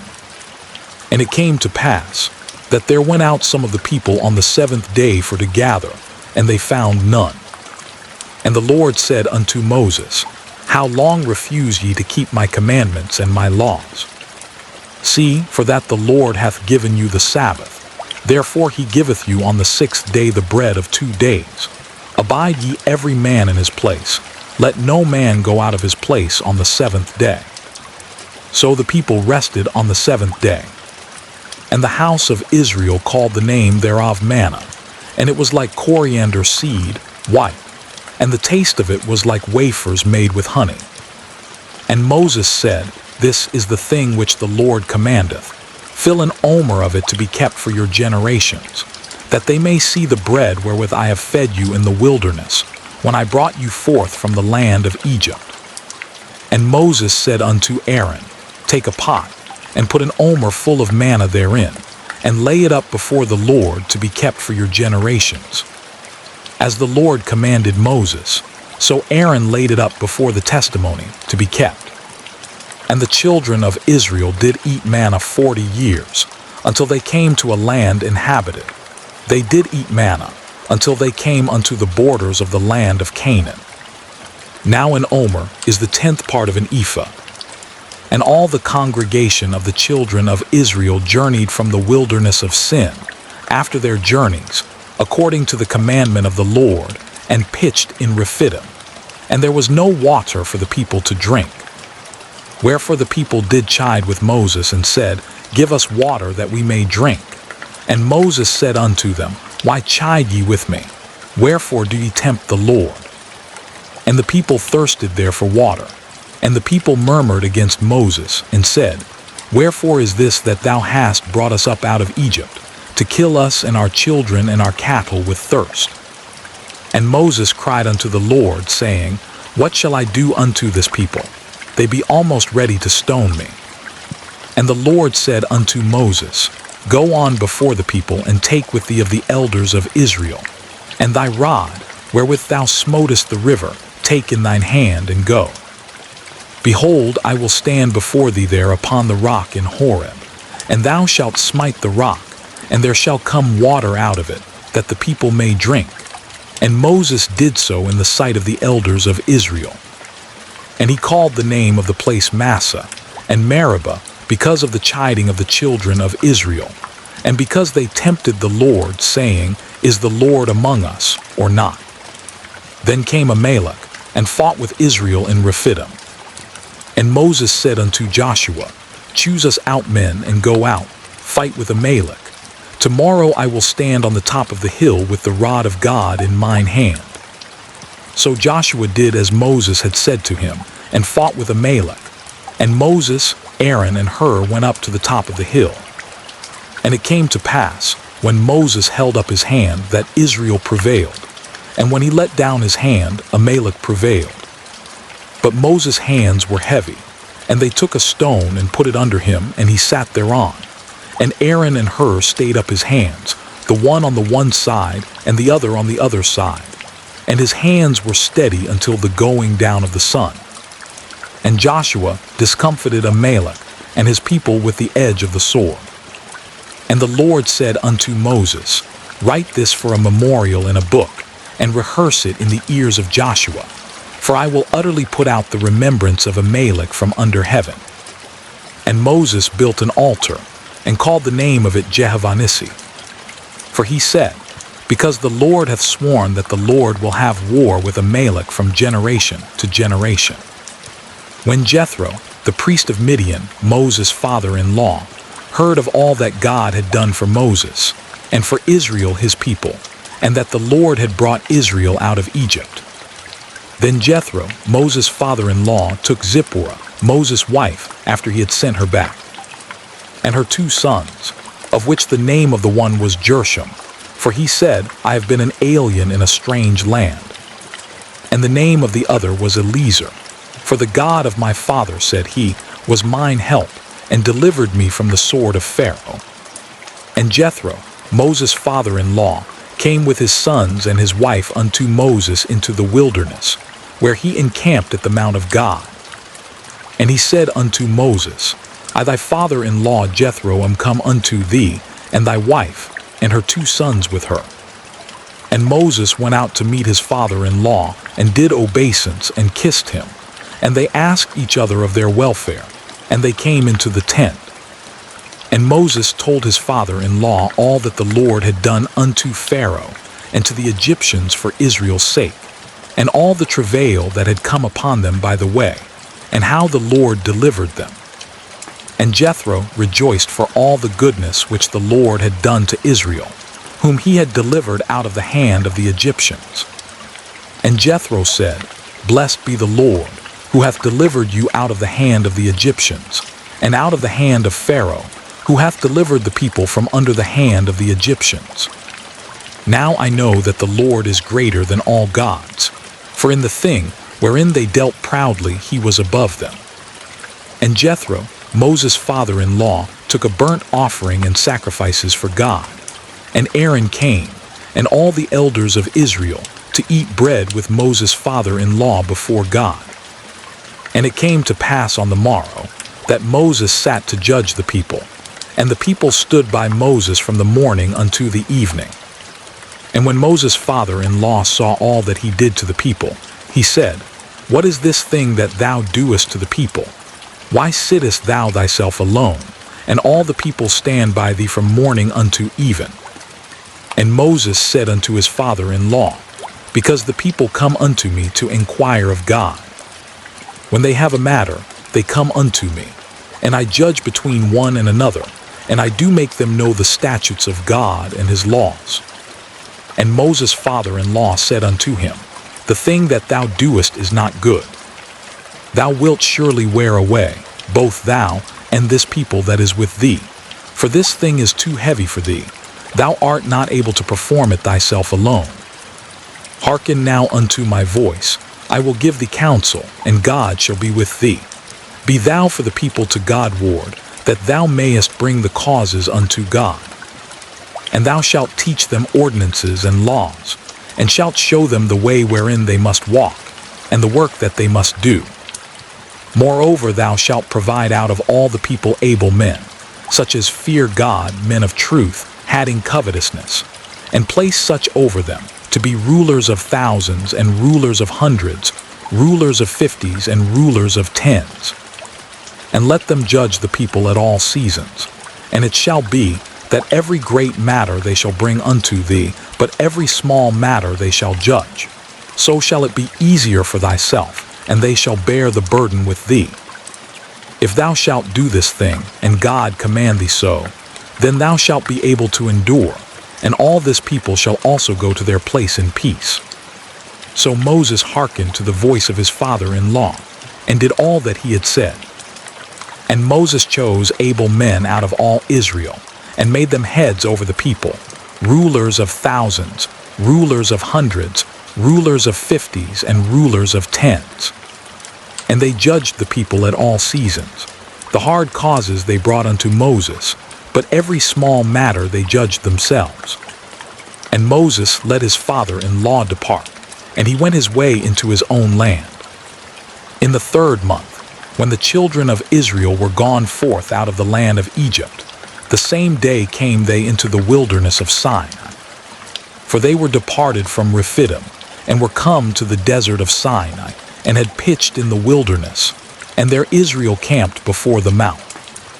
And Moses went up unto God, and the Lord called unto him out of the mountain, saying, Thus shalt thou say to the house of Jacob, and tell the children of Israel, Ye have seen what I did unto the Egyptians, and how I bare you on eagle's wings, and brought you unto myself. Now therefore, if ye will obey my voice indeed, and keep my covenant, then ye shall be a peculiar treasure unto me above all people, for all the earth is mine. And ye shall be unto me a kingdom of priests, and an holy nation. These are the words which thou shalt speak unto the children of Israel. And Moses came and called for the elders of the people, and laid before their faces all these words which the Lord commanded him. And all the people answered together and said, All that the Lord hath spoken we will do. And Moses returned the words of the people unto the Lord. And the Lord said unto Moses, Lo, I come unto thee in a thick cloud, that the people may hear when I speak with thee, and believe thee forever. And Moses told the words of the people unto the Lord. And the Lord said unto Moses, Go unto the people, and sanctify them today and tomorrow, and let them wash their clothes. And be ready against the 3rd day. For the 3rd day the Lord will come down in the sight of all the people upon Mount Sinai.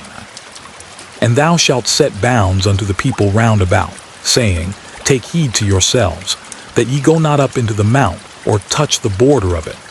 Whosoever toucheth the mount shall be surely put to death. There shall not an hand touch it, but he shall surely be stoned or shot through. Whether it be beast or man, it shall not live. When the trumpet soundeth long, they shall come up to the mount. And Moses went down from the mount unto the people, and sanctified the people, and they washed their clothes. And he said unto the people, Be ready against the 3rd day. Come not at your wives. And it came to pass on the 3rd day in the morning, that there were thunders and lightnings, and a thick cloud upon the mount, and the voice of the trumpet exceeding loud, so that all the people that was in the camp trembled.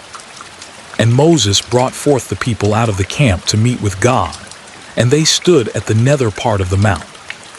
And Mount Sinai was altogether on a smoke, because the Lord descended upon it in fire.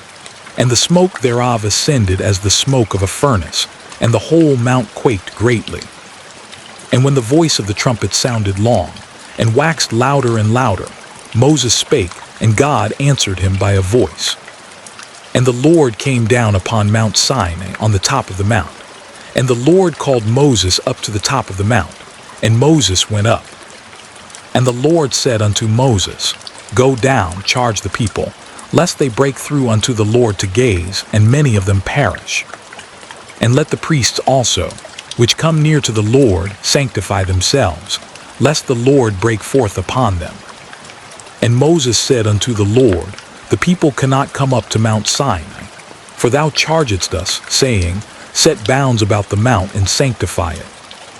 And the Lord said unto him, Away, get thee down, and thou shalt come up, thou and Aaron with thee. But let not the priests and the people break through to come up unto the Lord, lest he break forth upon them. So Moses went down unto the people, and spake unto them. And God spake all these words, saying, I am the Lord thy God, which have brought thee out of the land of Egypt, out of the house of bondage. Thou shalt have no other gods before me. Thou shalt not make unto thee any graven image, or any likeness of anything that is in heaven above, or that is in the earth beneath, or that is in the water under the earth.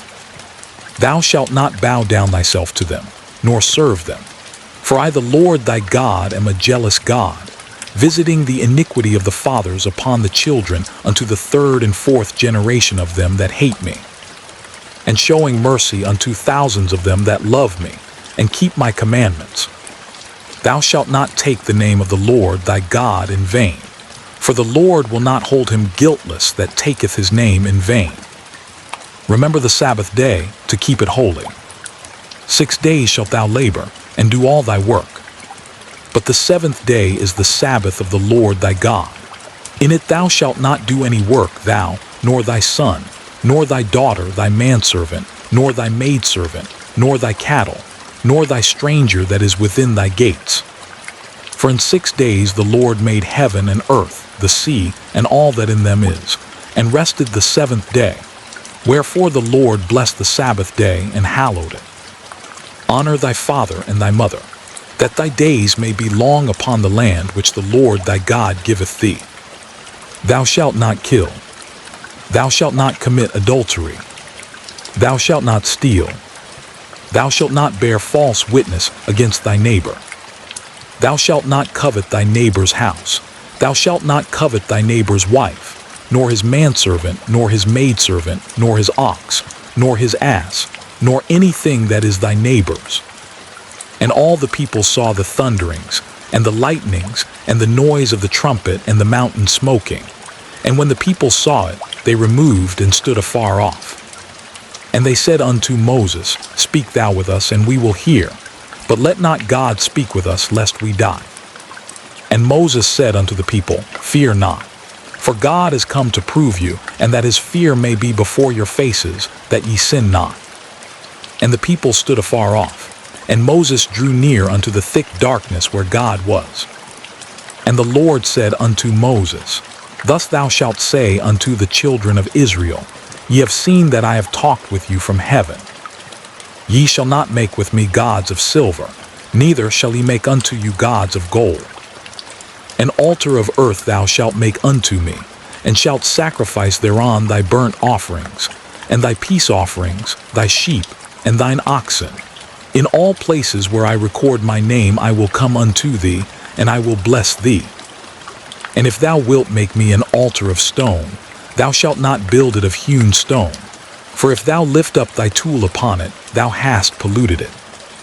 Neither shalt thou go up by steps unto mine altar, that thy nakedness be not discovered thereon.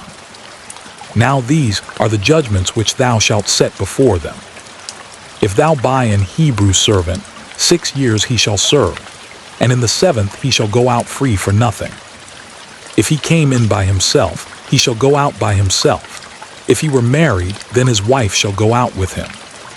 If his master have given him a wife, and she have borne him sons or daughters, the wife and her children shall be her master's, and he shall go out by himself. And if the servant shall plainly say, I love my master, my wife and my children, I will not go out free, then his master shall bring him unto the judges. He shall also bring him to the door or unto the doorpost, and his master shall bore his ear through with an awl, and he shall serve him forever. And if a man sell his daughter to be a maidservant, she shall not go out as the manservants do. If she please not her master, who hath betrothed her to himself, then shall he let her be redeemed. To sell her unto a strange nation he shall have no power, seeing he hath dealt deceitfully with her. And if he have betrothed her unto his son, he shall deal with her after the manner of daughters. If he take him another wife, her food, her raiment, and her duty of marriage shall he not diminish. And if he do not these three unto her, then shall she go out free without money. He that smiteth a man so that he die shall be surely put to death. And if a man lie not in wait, but God deliver him into his hand, then I will appoint thee a place whither he shall flee. But if a man come presumptuously upon his neighbor to slay him with guile, thou shalt take him from mine altar, that he may die. And he that smiteth his father or his mother shall be surely put to death. And he that stealeth a man and selleth him, or if he be found in his hand, he shall surely be put to death. And he that curseth his father or his mother shall surely be put to death. And if men strive together, and one smite another with a stone or with his fist, and he die not, but keepeth his bed, if he rise again and walk abroad upon his staff, then shall he that smote him be quit. Only he shall pay for the loss of his time, and shall cause him to be thoroughly healed. And if a man smite his servant or his maid with a rod, and he die under his hand, he shall be surely punished. Notwithstanding, if he continue a day or two, he shall not be punished, for he is his money. If men strive and hurt a woman with child, so that her fruit depart from her, and yet no mischief follow, he shall be surely punished, according as the woman's husband will lay upon him, and he shall pay as the judges determine. And if any mischief follow, then thou shalt give life for life, eye for eye, tooth for tooth, hand for hand, foot for foot, burning for burning, wound for wound, stripe for stripe. And if a man smite the eye of his servant, or the eye of his maid, that it perish, he shall let him go free for his eye's sake. And if he smite out his manservant's tooth, or his maidservant's tooth, he shall let him go free for his tooth's sake. If an ox gore a man or a woman, that they die, then the ox shall be surely stoned, and his flesh shall not be eaten, but the owner of the ox shall be quit. But if the ox were wont to push with his horn in time past, and it hath been testified to his owner, and he hath not kept him in, but that he hath killed a man or a woman, the ox shall be stoned, and his owner also shall be put to death. If there be laid on him a sum of money, then he shall give for the ransom of his life whatsoever is laid upon him. Whether he have gored a son, or have gored a daughter, according to this judgment shall it be done unto him. If the ox shall push a manservant or a maidservant, he shall give unto their master 30 shekels of silver, and the ox shall be stoned. And if a man shall open a pit, or if a man shall dig a pit and not cover it, and an ox or an ass fall therein, the owner of the pit shall make it good, and give money unto the owner of them, and the dead beast shall be his. And if one man's ox hurt another's, that he die, then they shall sell the live ox and divide the money of it, and the dead ox also they shall divide. Or if it be known that the ox hath used to push in time past, and his owner hath not kept him in, he shall surely pay ox for ox, and the dead shall be his own. If a man shall steal an ox or a sheep and kill it or sell it, he shall restore 5 oxen for an ox and 4 sheep for a sheep. If a thief be found breaking up and be smitten that he die, there shall no blood be shed for him. If the sun be risen upon him, there shall be blood shed for him, for he should make full restitution. If he have nothing, then he shall be sold for his theft. If the theft be certainly found in his hand alive, whether it be ox or ass or sheep, he shall restore double. If a man shall cause a field or vineyard to be eaten, and shall put in his beast, and shall feed in another man's field, of the best of his own field and of the best of his own vineyard shall he make restitution. If fire break out and catch in thorns, so that the stacks of corn, or the standing corn, or the field be consumed therewith, he that kindled the fire shall surely make restitution. If a man shall deliver unto his neighbor money or stuff to keep, and it be stolen out of the man's house, if the thief be found, let him pay double. If the thief be not found, then the master of the house shall be brought unto the judges, to see whether he have put his hand unto his neighbor's goods. For all manner of trespass, whether it be for ox, for ass, for sheep, for raiment, or for any manner of lost thing which another challengeth to be his, the cause of both parties shall come before the judges, and whom the judges shall condemn, he shall pay double unto his neighbor. If a man deliver unto his neighbor an ass, or an ox, or a sheep, or any beast to keep, and it die or be hurt or driven away, no man seeing it, then shall an oath of the Lord be between them both, that he hath not put his hand unto his neighbor's goods, and the owner of it shall accept thereof, and he shall not make it good. And if it be stolen from him, he shall make restitution unto the owner thereof. If it be torn in pieces, then let him bring it for witness, and he shall not make good that which was torn. And if a man borrow aught of his neighbor, and it be hurt, or die, the owner thereof being not with it, he shall surely make it good. But if the owner thereof be with it, he shall not make it good. If it be an hired thing, it came for his hire. And if a man entice a maid that is not betrothed, and lie with her, he shall surely endow her to be his wife. If her father utterly refuse to give her unto him, he shall pay money according to the dowry of virgins. Thou shalt not suffer a witch to live. Whosoever lieth with a beast shall surely be put to death. He that sacrificeth unto any god, save unto the Lord only, he shall be utterly destroyed. Thou shalt neither vex a stranger, nor oppress him, for ye were strangers in the land of Egypt. Ye shall not afflict any widow, or fatherless child. If thou afflict them in any wise, and they cry at all unto me, I will surely hear their cry.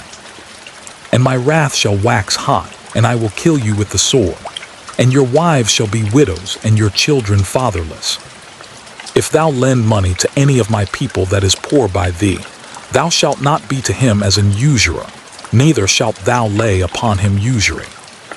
If thou at all take thy neighbor's raiment to pledge, thou shalt deliver it unto him by that the sun goeth down. For that is his covering only, it is his raiment for his skin, wherein shall he sleep. And it shall come to pass, when he crieth unto me, that I will hear, for I am gracious. Thou shalt not revile the gods, nor curse the ruler of thy people.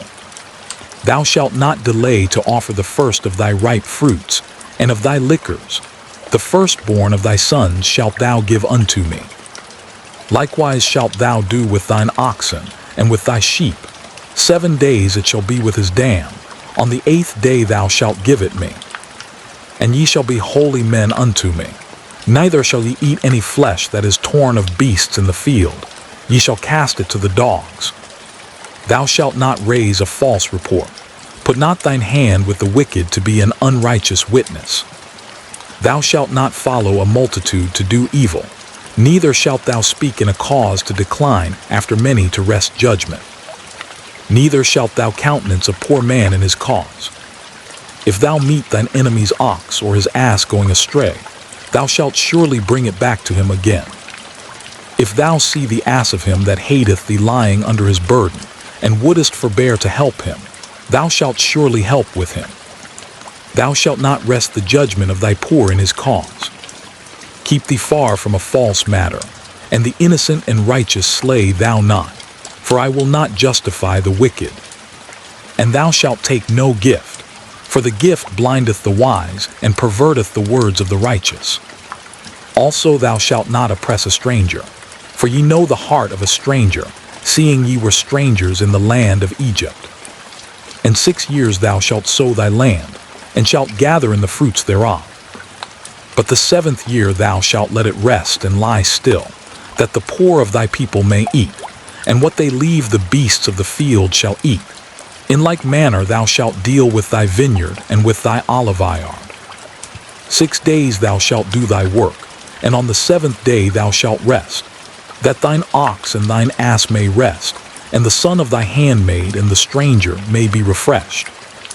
And in all things that I have said unto you be circumspect, and make no mention of the name of other gods, neither let it be heard out of thy mouth. 3 times thou shalt keep a feast unto me in the year. Thou shalt keep the feast of unleavened bread. Thou shalt eat unleavened bread 7 days, as I commanded thee, in the time appointed of the month Abib. For in it thou camest out from Egypt, and none shall appear before me empty. And the feast of harvest, the firstfruits of thy labors, which thou hast sown in the field, and the feast of ingathering, which is in the end of the year, when thou hast gathered in thy labors out of the field. 3 times in the year all thy males shall appear before the Lord God. Thou shalt not offer the blood of my sacrifice with leavened bread, neither shall the fat of my sacrifice remain until the morning. The first of the firstfruits of thy land thou shalt bring into the house of the Lord thy God. Thou shalt not see the kid in his mother's milk. Behold, I send an angel before thee, to keep thee in the way, and to bring thee into the place which I have prepared. Beware of him, and obey his voice, provoke him not, for he will not pardon your transgressions, for my name is in him. But if thou shalt indeed obey his voice, and do all that I speak, then I will be an enemy unto thine enemies, and an adversary unto thine adversaries. For mine angel shall go before thee, and bring thee in unto the Amorites, and the Hittites, and the Perizzites, and the Canaanites, the Hivites, and the Jebusites, and I will cut them off. Thou shalt not bow down to their gods, nor serve them, nor do after their works, but thou shalt utterly overthrow them, and quite break down their images. And ye shall serve the Lord your God, and he shall bless thy bread and thy water, and I will take sickness away from the midst of thee. There shall nothing cast their young, nor be barren in thy land. The number of thy days I will fulfill. I will send my fear before thee, and will destroy all the people to whom thou shalt come, and I will make all thine enemies turn their backs unto thee. And I will send hornets before thee, which shall drive out the Hivite, the Canaanite, and the Hittite from before thee. I will not drive them out from before thee in 1 year, lest the land become desolate, and the beasts of the field multiply against thee. By little and little I will drive them out from before thee, until thou be increased and inherit the land. And I will set thy bounds from the Red Sea even unto the sea of the Philistines, and from the desert unto the river. For I will deliver the inhabitants of the land into your hand, and thou shalt drive them out before thee. Thou shalt make no covenant with them, nor with their gods. They shall not dwell in thy land, lest they make thee sin against me. For if thou serve their gods, it will surely be a snare unto thee. And he said unto Moses, Come up unto the Lord, thou and Aaron, Nadab and Abihu, and 70 of the elders of Israel, and worship ye afar off. And Moses alone shall come near the Lord, but they shall not come nigh, neither shall the people go up with him. And Moses came and told the people all the words of the Lord, and all the judgments. And all the people answered with one voice, and said, All the words which the Lord hath said will we do. And Moses wrote all the words of the Lord, and rose up early in the morning, and builded an altar under the hill, and 12 pillars, according to the 12 tribes of Israel. And he sent young men of the children of Israel, which offered burnt offerings, and sacrificed peace offerings of oxen unto the Lord. And Moses took half of the blood, and put it in basins, and half of the blood he sprinkled on the altar. And he took the book of the covenant, and read in the audience of the people. And they said, All that the Lord hath said will we do, and be obedient.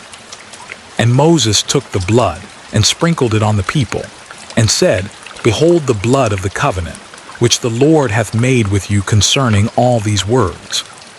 Then went up Moses, and Aaron, Nadab, and Abihu, and 70 of the elders of Israel. And they saw the God of Israel, and there was under his feet as it were a paved work of a sapphire stone, and as it were the body of heaven in his clearness. And upon the nobles of the children of Israel he laid not his hand. Also they saw God, and did eat and drink. And the Lord said unto Moses, Come up to me into the mount, and be there, and I will give thee tables of stone, and a law, and commandments which I have written, that thou mayest teach them. And Moses rose up, and his minister Joshua, and Moses went up into the mount of God. And he said unto the elders, Tarry ye here for us, until we come again unto you. And behold, Aaron and Hur are with you. If any man have any matters to do, let him come unto them. And Moses went up into the mount, and a cloud covered the mount. And the glory of the Lord abode upon Mount Sinai, and the cloud covered it 6 days. And the 7th day he called unto Moses out of the midst of the cloud. And the sight of the glory of the Lord was like devouring fire on the top of the mount, in the eyes of the children of Israel. And Moses went into the midst of the cloud, and gat him up into the mount. And Moses was in the mount 40 days and 40 nights. And the Lord spake unto Moses, saying, Speak unto the children of Israel, that they bring me an offering. Of every man that giveth it willingly with his heart ye shall take my offering.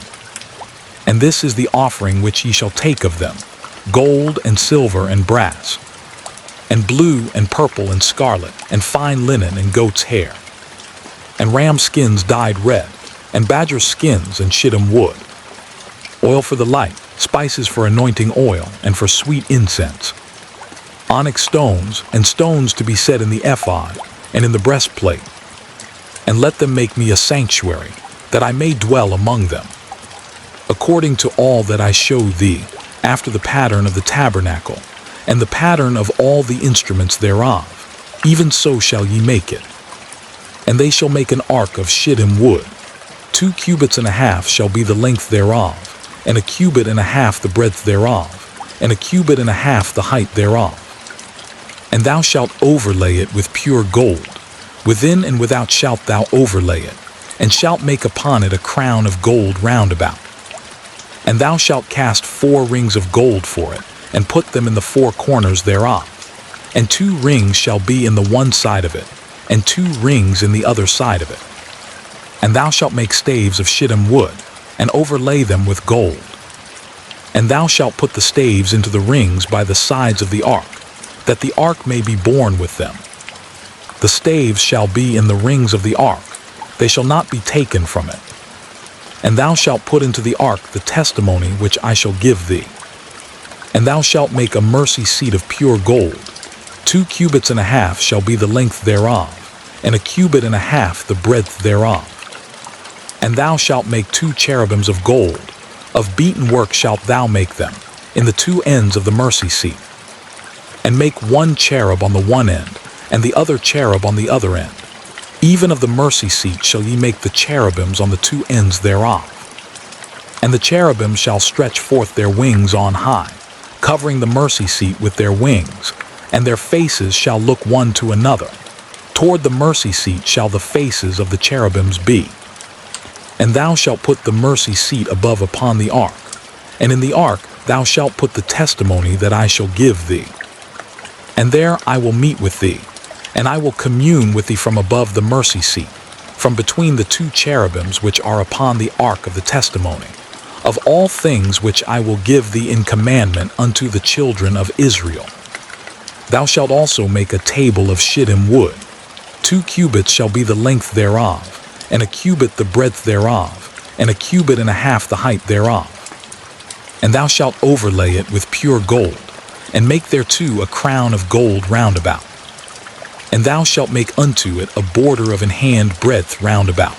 And thou shalt make a golden crown to the border thereof round about.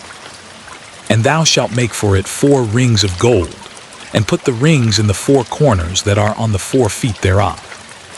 Over against the border shall the rings be for places of the staves to bear the table. And thou shalt make the staves of shittim wood, and overlay them with gold, that the table may be borne with them. And thou shalt make the dishes thereof, and spoons thereof, and covers thereof, and bowls thereof, to cover withal. Of pure gold shalt thou make them. And thou shalt set upon the table showbread before me alway.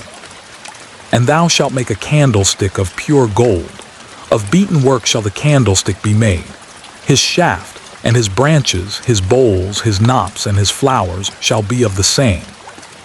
And 6 branches shall come out of the sides of it, 3 branches of the candlestick out of the one side, and 3 branches of the candlestick out of the other side. 3 bowls made like unto almonds, with a knop and a flower in one branch, and 3 bowls made like almonds in the other branch, with a knop and a flower, so in the 6 branches that come out of the candlestick.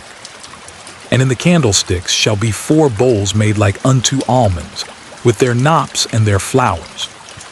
And there shall be a knop under 2 branches of the same, and a knop under 2 branches of the same, and a knop under 2 branches of the same, according to the 6 branches that proceed out of the candlestick. Their knops and their branches shall be of the same. All it shall be one beaten work of pure gold.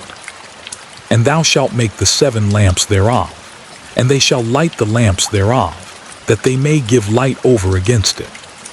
And the tongs thereof and the snuff dishes thereof shall be of pure gold. Of a talent of pure gold shall he make it, with all these vessels. And look that thou make them after their pattern, which was showed thee in the mount. Moreover, thou shalt make the tabernacle with 10 curtains of fine twined linen, and blue and purple and scarlet. With cherubims of cunning work shalt thou make them. The length of one curtain shall be 28 cubits, and the breadth of one curtain 4 cubits, and every one of the curtains shall have one measure. The 5 curtains shall be coupled together one to another, and other 5 curtains shall be coupled one to another. And thou shalt make loops of blue upon the edge of the one curtain from the selvedge in the coupling. And likewise shalt thou make in the uttermost edge of another curtain, in the coupling of the second. 50 loops shalt thou make in the one curtain, and 50 loops shalt thou make in the edge of the curtain that is in the coupling of the second, that the loops may take hold one of another. And thou shalt make 50 tacks of gold, and couple the curtains together with the tacks, and it shall be one tabernacle. And thou shalt make curtains of goat's hair to be a covering upon the tabernacle. 11 curtains shalt thou make. The length of one curtain shall be 30 cubits, and the breadth of one curtain 4 cubits, and the 11 curtains shall be all of one measure. And thou shalt couple 5 curtains by themselves, and 6 curtains by themselves, and shalt double the 6th curtain in the forefront of the tabernacle. And thou shalt make 50 loops on the edge of the one curtain that is outmost in the coupling, and 50 loops in the edge of the curtain which coupleth the second. And thou shalt make 50 tacks of brass, and put the tacks into the loops, and couple the tent together, that it may be one. And the remnant that remaineth of the curtains of the tent, the half curtain that remaineth, shall hang over the backside of the tabernacle, and a cubit on the one side, and a cubit on the other side of that which remaineth in the length of the curtains of the tent. It shall hang over the sides of the tabernacle on this side, and on that side, to cover it. And thou shalt make a covering for the tent of ram skins dyed red, and a covering above of badger skins. And thou shalt make boards for the tabernacle of shittim wood standing up. 10 cubits shall be the length of a board, and a cubit and a half shall be the breadth of one board. 2 tenons shall there be in one board, set in order one against another. Thus shalt thou make for all the boards of the tabernacle. And thou shalt make the boards for the tabernacle, 20 boards on the south side southward. And thou shalt make 40 sockets of silver under the 20 boards, 2 sockets under one board for his 2 tenons, and 2 sockets under another board for his 2 tenons. And for the second side of the tabernacle on the north side, there shall be 20 boards, and there 40 sockets of silver, 2 sockets under one board, and 2 sockets under another board. And for the sides of the tabernacle westward, thou shalt make 6 boards. And 2 boards shalt thou make for the corners of the tabernacle in the 2 sides. And they shall be coupled together beneath, and they shall be coupled together above the head of it unto one ring. Thus shall it be for them both. They shall be for the 2 corners. And they shall be 8 boards, and their sockets of silver, 16 sockets, 2 sockets under one board, and 2 sockets under another board. And thou shalt make bars of shittim wood, 5 for the boards of the one side of the tabernacle, and 5 bars for the boards of the other side of the tabernacle, and 5 bars for the boards of the side of the tabernacle, for the 2 sides westward. And the middle bar in the midst of the boards shall reach from end to end. And thou shalt overlay the boards with gold, and make their rings of gold for places for the bars. And thou shalt overlay the bars with gold. And thou shalt rear up the tabernacle according to the fashion thereof which was showed thee in the mount. And thou shalt make a veil of blue, and purple, and scarlet, and fine twined linen of cunning work. With cherubims shall it be made. And thou shalt hang it upon 4 pillars of shittim wood overlaid with gold. Their hooks shall be of gold, upon the 4 sockets of silver. And thou shalt hang up the veil under the tacks, that thou mayest bring in thither within the veil the ark of the testimony. And the veil shall divide unto you between the holy place and the most holy. And thou shalt put the mercy seat upon the ark of the testimony, in the most holy place. And thou shalt set the table without the veil, and the candlestick over against the table on the side of the tabernacle toward the south. And thou shalt put the table on the north side. And thou shalt make an hanging for the door of the tent, of blue and purple and scarlet and fine twined linen, wrought with needlework. And thou shalt make for the hanging 5 pillars of shittim wood, and overlay them with gold, and their hooks shall be of gold. And thou shalt cast 5 sockets of brass for them. And thou shalt make an altar of shittim wood, 5 cubits long and 5 cubits broad. The altar shall be 4 square, and the height thereof shall be 3 cubits.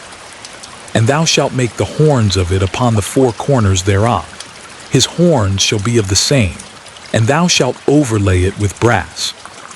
And thou shalt make his pans to receive his ashes, and his shovels, and his basins, and his flesh hooks, and his fire pans. All the vessels thereof thou shalt make of brass. And thou shalt make for it a grate of network of brass, and upon the net shalt thou make 4 brasen rings in the 4 corners thereof. And thou shalt put it under the compass of the altar beneath, that the net may be even to the midst of the altar. And thou shalt make staves for the altar, staves of shittim wood, and overlay them with brass. And the staves shall be put into the rings, and the staves shall be upon the 2 sides of the altar, to bear it. Hollow with boards shalt thou make it, as it was showed thee in the mount, so shall they make it. And thou shalt make the court of the tabernacle. For the south side southward, there shall be hangings for the court of fine twined linen of 100 cubits long for one side. And the 20 pillars thereof and their 20 sockets shall be of brass. The hooks of the pillars and their fillets shall be of silver. And likewise for the north side in length there shall be hangings of 100 cubits long, and his 20 pillars and their 20 sockets of brass, the hooks of the pillars and their fillets of silver. And for the breadth of the court on the west side shall be hangings of 50 cubits, their pillars 10, and their sockets 10. And the breadth of the court on the east side eastward shall be 50 cubits.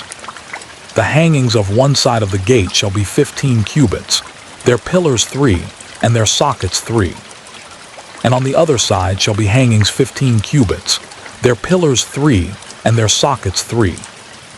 And for the gate of the court shall be an hanging of 20 cubits, of blue and purple and scarlet and fine twined linen, wrought with needlework. And their pillars shall be 4, and their sockets 4. All the pillars round about the court shall be filleted with silver. Their hooks shall be of silver, and their sockets of brass. The length of the court shall be 100 cubits, and the breadth 50 everywhere. and the height 5 cubits of fine twined linen, and their sockets of brass. All the vessels of the tabernacle and all the service thereof, and all the pins thereof, and all the pins of the court shall be of brass. And thou shalt command the children of Israel, that they bring the pure oil olive beaten for the light, to cause the lamp to burn always. In the tabernacle of the congregation without the veil, which is before the testimony, Aaron and his sons shall order it from evening to morning before the Lord. It shall be a statute forever unto their generations on the behalf of the children of Israel. And take thou unto thee Aaron thy brother, and his sons with him from among the children of Israel, that he may minister unto me in the priest's office, even Aaron, Nadab and Abihu, Eleazar and Ithamar, Aaron's sons. And thou shalt make holy garments for Aaron thy brother for glory and for beauty. And thou shalt speak unto all that are wise-hearted, whom I have filled with the spirit of wisdom, that they may make Aaron's garments to consecrate him, that he may minister unto me in the priest's office. And these are the garments which they shall make: a breastplate and an ephod and a robe and a broidered coat, a mitre and a girdle. And they shall make holy garments for Aaron thy brother and his sons, that he may minister unto me in the priest's office. And they shall take gold, and blue, and purple, and scarlet, and fine linen. And they shall make the ephod of gold, of blue, and of purple, of scarlet, and fine twined linen, with cunning work. It shall have the 2 shoulder pieces thereof joined at the 2 edges thereof, and so it shall be joined together. And the curious girdle of the ephod which is upon it shall be of the same, according to the work thereof, even of gold, of blue, and purple, and scarlet, and fine twined linen. And thou shalt take 2 onyx stones, and grave on them the names of the children of Israel, 6 of their names on one stone, and the other 6 names of the rest on the other stone, according to their birth, with the work of an engraver in stone, like the engravings of a signet, shalt thou engrave the 2 stones with the names of the children of Israel. Thou shalt make them to be set in ouches of gold. And thou shalt put the 2 stones upon the shoulders of the ephod for stones of memorial unto the children of Israel. And Aaron shall bear their names before the Lord upon his 2 shoulders for a memorial. And thou shalt make ouches of gold, and 2 chains of pure gold at the ends. Of wreathen work shalt thou make them, and fasten the wreathen chains to the ouches. And thou shalt make the breastplate of judgment with cunning work. After the work of the ephod thou shalt make it, of gold, of blue, and of purple, and of scarlet, and of fine twined linen shalt thou make it. 4 it shall be being doubled. A span shall be the length thereof, and a span shall be the breadth thereof. And thou shalt set in it settings of stones, even 4 rows of stones. The first row shall be a sardius, a topaz, and a carbuncle. This shall be the first row. And the second row shall be an emerald, a sapphire, and a diamond. And the third row a ligure, an agate, and an amethyst. And the 4th row a beryl, and an onyx, and a jasper. They shall be set in gold in their enclosings. And the stones shall be with the names of the children of Israel, 12, according to their names, like the engravings of a signet. Every one with his name shall they be according to the 12 tribes. And thou shalt make upon the breastplate chains at the ends of wreathen work of pure gold. And thou shalt make upon the breastplate 2 rings of gold, and shalt put the 2 rings on the 2 ends of the breastplate. And thou shalt put the 2 wreathen chains of gold in the 2 rings, which are on the ends of the breastplate. And the other 2 ends of the 2 wreathen chains thou shalt fasten in the 2 ouches, and put them on the shoulder pieces of the ephod before it. And thou shalt make 2 rings of gold, and thou shalt put them upon the 2 ends of the breastplate in the border thereof, which is in the side of the ephod inward. And 2 other rings of gold thou shalt make, and shalt put them on the 2 sides of the ephod underneath, toward the forepart thereof, over against the other coupling thereof, above the curious girdle of the ephod.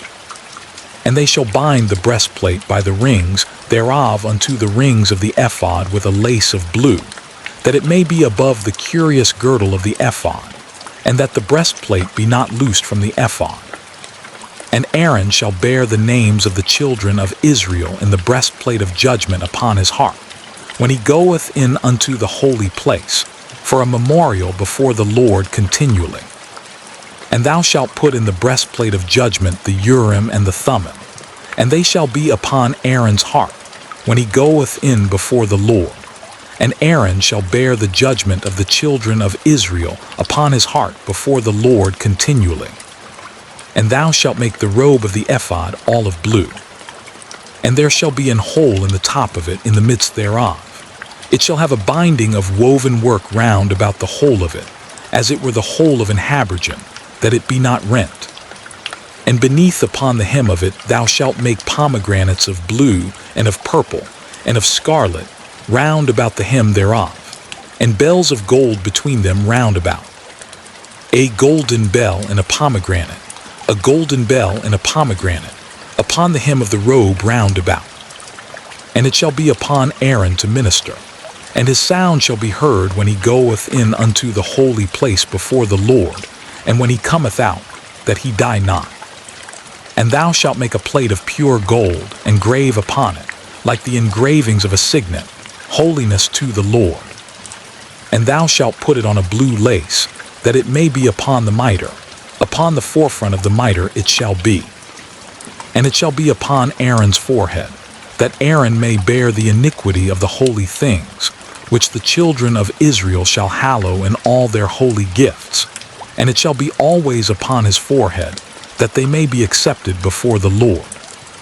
And thou shalt embroider the coat of fine linen, and thou shalt make the mitre of fine linen, and thou shalt make the girdle of needlework.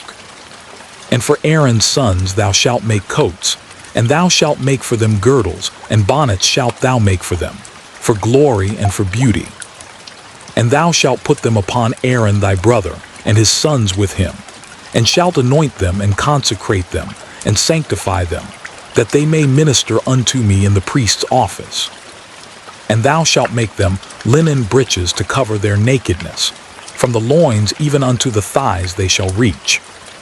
And they shall be upon Aaron, and upon his sons, when they come in unto the tabernacle of the congregation, or when they come near unto the altar to minister in the holy place, that they bear not iniquity and die. It shall be a statute forever unto him and his seed after him. And this is the thing that thou shalt do unto them to hallow them, to minister unto me in the priest's office.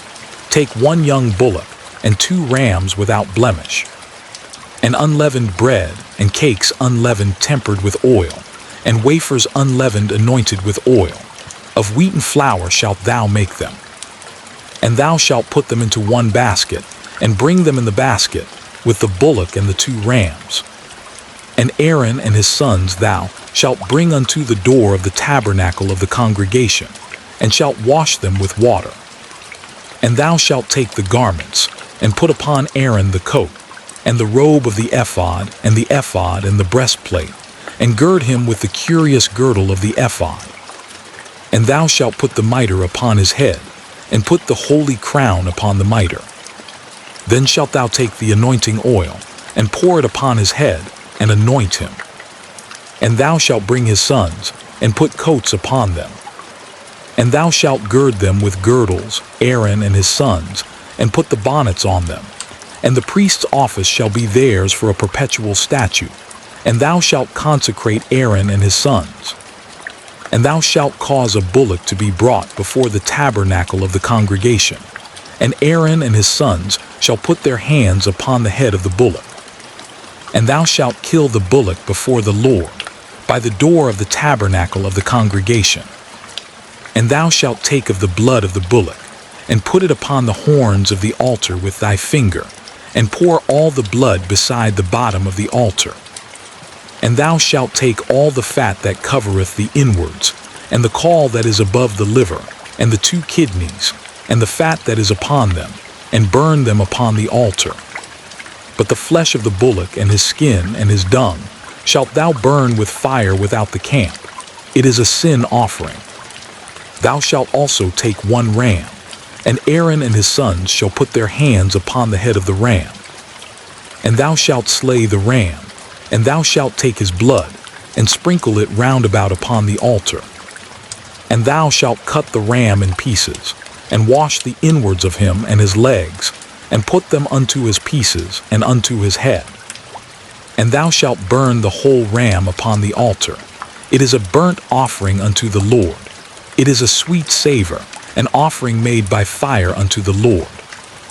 And thou shalt take the other ram, and Aaron and his sons shall put their hands upon the head of the ram. Then shalt thou kill the ram, and take of his blood, and put it upon the tip of the right ear of Aaron, and upon the tip of the right ear of his sons, and upon the thumb of their right hand, and upon the great toe of their right foot, and sprinkle the blood upon the altar round about. And thou shalt take of the blood that is upon the altar, and of the anointing oil, and sprinkle it upon Aaron, and upon his garments, and upon his sons, and upon the garments of his sons with him. And he shall be hallowed, and his garments, and his sons' garments with him. Also thou shalt take of the ram the fat and the rump, and the fat that covereth the inwards, and the caul above the liver, and the 2 kidneys, and the fat that is upon them, and the right shoulder, for it is a ram of consecration. And 1 loaf of bread, and 1 cake of oiled bread, and 1 wafer out of the basket of the unleavened bread that is before the Lord. And thou shalt put all in the hands of Aaron, and in the hands of his sons, and shalt wave them for a wave offering before the Lord. And thou shalt receive them of their hands, and burn them upon the altar for a burnt offering, for a sweet savor before the Lord. It is an offering made by fire unto the Lord. And thou shalt take the breast of the ram of Aaron's consecration, and wave it for a wave offering before the Lord, and it shall be thy part. And thou shalt sanctify the breast of the wave offering, and the shoulder of the heave offering, which is waved, and which is heaved up, of the ram of the consecration, even of that which is for Aaron, and of that which is for his sons. And it shall be Aaron's and his sons, by a statute forever from the children of Israel, for it is an heave offering, and it shall be an heave offering from the children of Israel of the sacrifice of their peace offerings, even their heave offering unto the Lord. And the holy garments of Aaron shall be his sons after him, to be anointed therein, and to be consecrated in them. And that son that is priest in his stead shall put them on 7 days, when he cometh into the tabernacle of the congregation to minister in the holy place. And thou shalt take the ram of the consecration, and seethe his flesh in the holy place. And Aaron and his sons shall eat the flesh of the ram, and the bread that is in the basket, by the door of the tabernacle of the congregation. And they shall eat those things wherewith the atonement was made, to consecrate and to sanctify them. But a stranger shall not eat thereof, because they are holy. And if aught of the flesh of the consecrations, or of the bread, remain unto the morning, then thou shalt burn the remainder with fire. It shall not be eaten, because it is holy. And thus shalt thou do unto Aaron and to his sons, according to all things which I have commanded thee. 7 days shalt thou consecrate them. And thou shalt offer every day a bullock for a sin offering for atonement. And thou shalt cleanse the altar, when thou hast made an atonement for it, and thou shalt anoint it to sanctify it. 7 days thou shalt make an atonement for the altar, and sanctify it, and it shall be an altar most holy. Whatsoever toucheth the altar shall be holy. Now this is that which thou shalt offer upon the altar, 2 lambs of the 1st year day by day continually. The 1 lamb thou shalt offer in the morning, and the other lamb thou shalt offer at even. And with the 1 lamb, a 10th deal of flour mingled with the 4th part of an hin of beaten oil, and the 4th part of an hin of wine for a drink offering. And the other lamb thou shalt offer at even, and shalt do thereto according to the meat offering of the morning, and according to the drink offering thereof, for a sweet savor, an offering made by fire unto the Lord. This shall be a continual burnt offering throughout your generations at the door of the tabernacle of the congregation before the Lord, where I will meet you, to speak there unto thee. And there I will meet with the children of Israel, and the tabernacle shall be sanctified by my glory. And I will sanctify the tabernacle of the congregation, and the altar. I will sanctify also both Aaron and his sons, to minister to me in the priest's office. And I will dwell among the children of Israel, and will be their God. And they shall know that I am the Lord their God, that brought them forth out of the land of Egypt, that I may dwell among them. I am the Lord their God. And thou shalt make an altar to burn incense upon. Of shittim wood shalt thou make it. A cubit shall be the length thereof, and a cubit the breadth thereof. 4 shall it be, and 2 cubits shall be the height thereof. The horns thereof shall be of the same. And thou shalt overlay it with pure gold, the top thereof, and the sides thereof round about, and the horns thereof. And thou shalt make unto it a crown of gold round about. And 2 golden rings shalt thou make to it under the crown of it, by the 2 corners thereof. Upon the 2 sides of it shalt thou make it, and they shall be for places for the staves to bear it withal. And thou shalt make the staves of shittim wood, and overlay them with gold. And thou shalt put it before the veil that is by the ark of the testimony, before the mercy seat that is over the testimony, where I will meet with thee. And Aaron shall burn thereon sweet incense every morning. When he dresseth the lamps, he shall burn incense upon it. And when Aaron lighteth the lamps at even, he shall burn incense upon it, a perpetual incense before the Lord throughout your generations. Ye shall offer no strange incense thereon, nor burnt sacrifice, nor meat offering, neither shall ye pour drink offering thereon. And Aaron shall make an atonement upon the horns of it once in a year, with the blood of the sin offering of atonements. Once in the year shall he make atonement upon it throughout your generations. It is most holy unto the Lord. And the Lord spake unto Moses, saying, When thou takest the sum of the children of Israel after their number, then shall they give every man a ransom for his soul unto the Lord, when thou numberest them, that there be no plague among them, when thou numberest them. This they shall give, every one that passeth among them that are numbered, half a shekel after the shekel of the sanctuary. A shekel is 20 gerahs, and half shekel shall be the offering of the Lord. Every one that passeth among them that are numbered, from 20 years old and above, shall give an offering unto the Lord. The rich shall not give more, and the poor shall not give less than half a shekel, when they give an offering unto the Lord, to make an atonement for your souls. And thou shalt take the atonement money of the children of Israel, and shalt appoint it for the service of the tabernacle of the congregation, that it may be a memorial unto the children of Israel before the Lord, to make an atonement for your souls. And the Lord spake unto Moses, saying, Thou shalt also make a laver of brass, and his foot also of brass, to wash withal. And thou shalt put it between the tabernacle of the congregation and the altar, and thou shalt put water therein. For Aaron and his sons shall wash their hands and their feet thereat.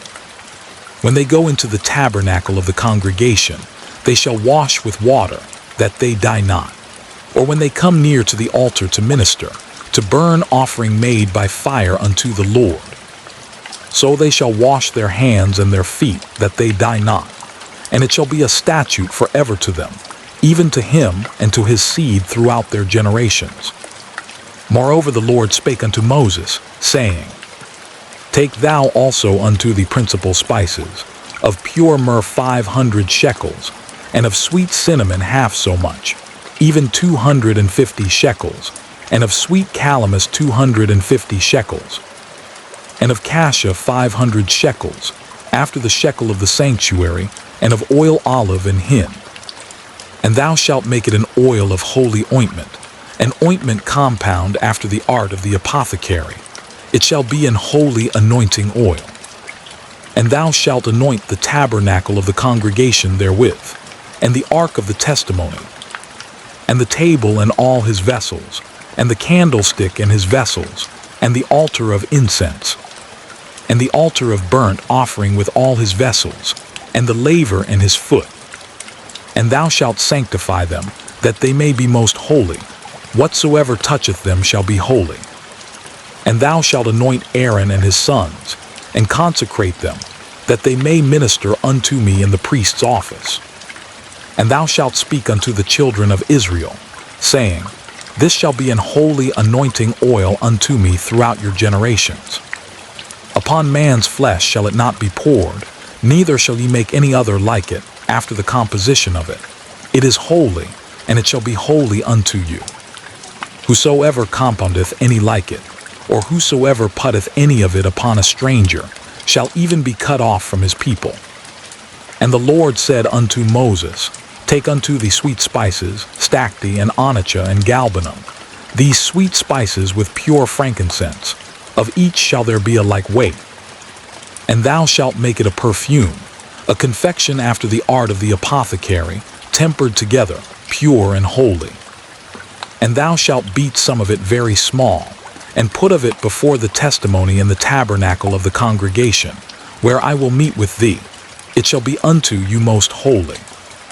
And as for the perfume which thou shalt make, ye shall not make to yourselves according to the composition thereof. It shall be unto thee holy for the Lord. Whosoever shall make like unto that, to smell thereto, shall even be cut off from his people. And the Lord spake unto Moses, saying, See, I have called by name Bezaleel the son of Uri, the son of Hur, of the tribe of Judah.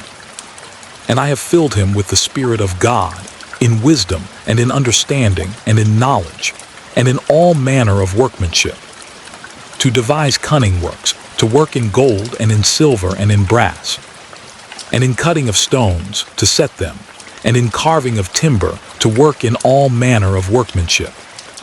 And I, behold, I have given with him Aholiab, the son of Ahisamach, of the tribe of Dan.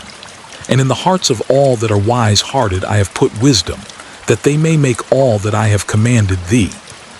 The tabernacle of the congregation, and the ark of the testimony, and the mercy seat that is thereupon, and all the furniture of the tabernacle, and the table and his furniture, and the pure candlestick with all his furniture, and the altar of incense, and the altar of burnt offering with all his furniture, and the laver and his foot, and the cloths of service, and the holy garments for Aaron the priest, and the garments of his sons, to minister in the priest's office, and the anointing oil, and sweet incense for the holy place. According to all that I have commanded thee shall they do. And the Lord spake unto Moses, saying, Speak thou also unto the children of Israel, saying, Verily my Sabbaths ye shall keep, for it is a sign between me and you throughout your generations, that ye may know that I am the Lord that doth sanctify you. Ye shall keep the Sabbath therefore, for it is holy unto you. Every one that defileth it shall surely be put to death. For whosoever doeth any work therein, that soul shall be cut off from among his people.